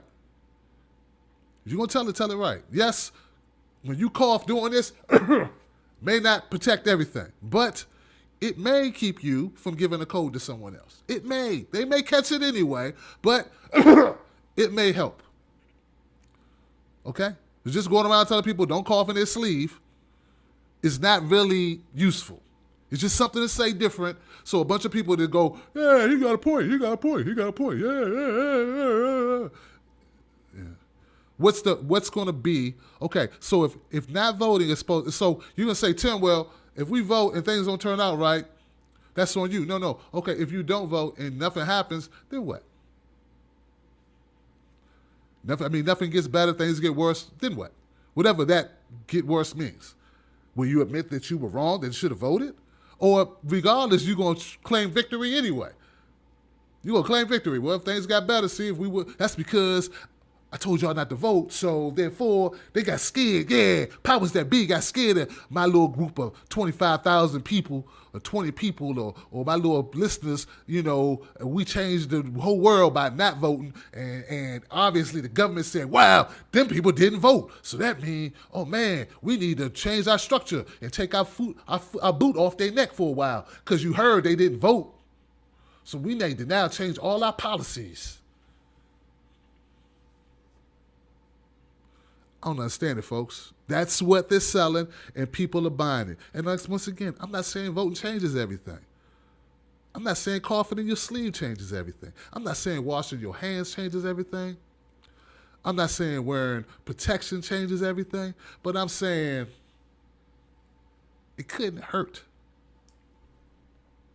Doing nothing, absolutely, positively, without a doubt, changes nothing.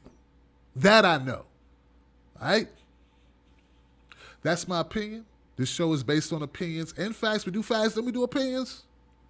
That was just my opinion, my rant. Take it, do with it as you will. Consider it, I hope you will.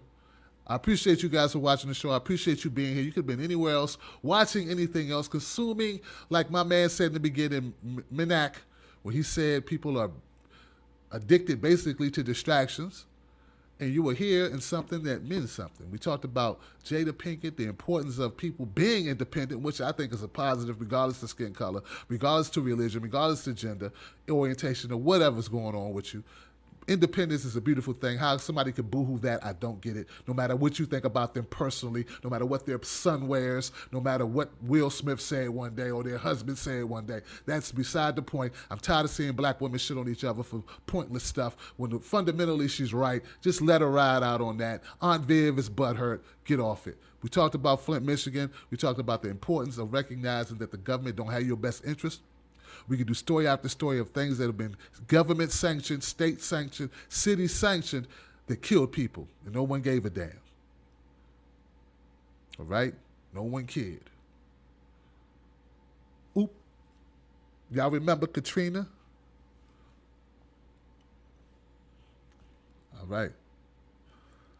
Some people say that was all orchestrated. You know what I'm saying? Like how do you drop a ball like that you know is coming? It's like, I'm throwing the ball. I see it.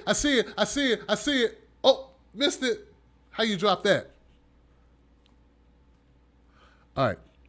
I'll be back tomorrow at 9 p.m. Eastern Standard Time. We will do this again. Go to my Facebook group. Join it, please, because I like you guys to have your input on what stories what interests you. So I like to focus the show around things that matter to us. Not just to me, to us. I don't want to just go based on topics that are in the mainstream. We don't have to do that. If y'all want to do stories about disciplining your children or whatever, whatever. Not light bulbs, but whatever. You know what I'm saying? We can do stories off the beaten path. All right? All right, let's play some music and get up out of here. Or let's do like my man said. Come on, man. Where you at? Oh, it's gone now. I can't even do a sound effect. But I can't play my music so we can leave. Got to stay true to the code. Tim Black. Tim Black. Yes, I am. True. Funny. Tim Black. I am TimBlack.com. Tim Black.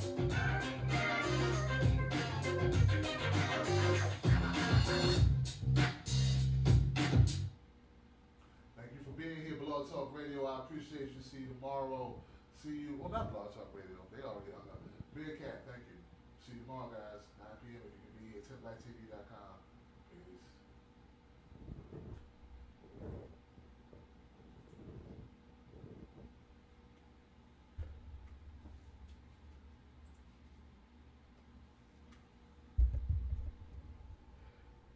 Let me know. Let me know. Let me know. Shout out to Rob. Shout out to Liberty Not a License. Shout out to Nate Fees, my man. Shout out to Gabby. Shout out to When I Rap once again. Shout out to Red Eye Battalion Gaming. Shout out to Damian Spears. I'm tripping. Man, I love y'all though. Y'all my family, man. Shout out to Over 50 and Fantabulous. Hey lady, how are you doing? Good to see you as always, sis. Shout out all the way around. It's just too much, man. Shout out to all my callers as well. Sorry I didn't shout you out earlier, but you know, you right here. Peace. Anybody else waiting on the shout out I ain't get to? Eclectic. What's up, Eclectic? Ryan Grigg. Get Snyder out of there. Loving it. Loving it. Ashton Thompson.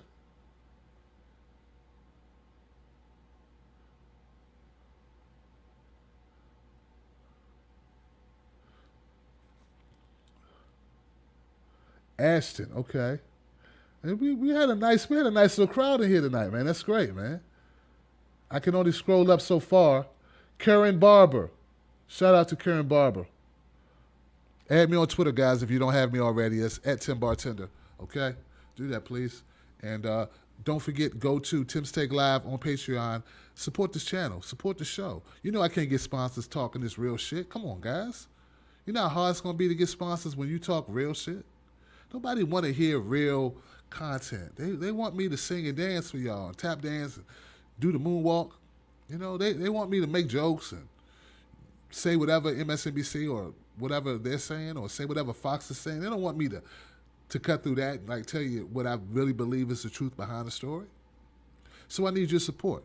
All right, Tim's Take 2 at gmail.com. That's my PayPal, and go to Patreon. Tim's Take Live. I need a new camera. And a real computer, a better computer. Need backup. This thing, you know, anyway. That's it.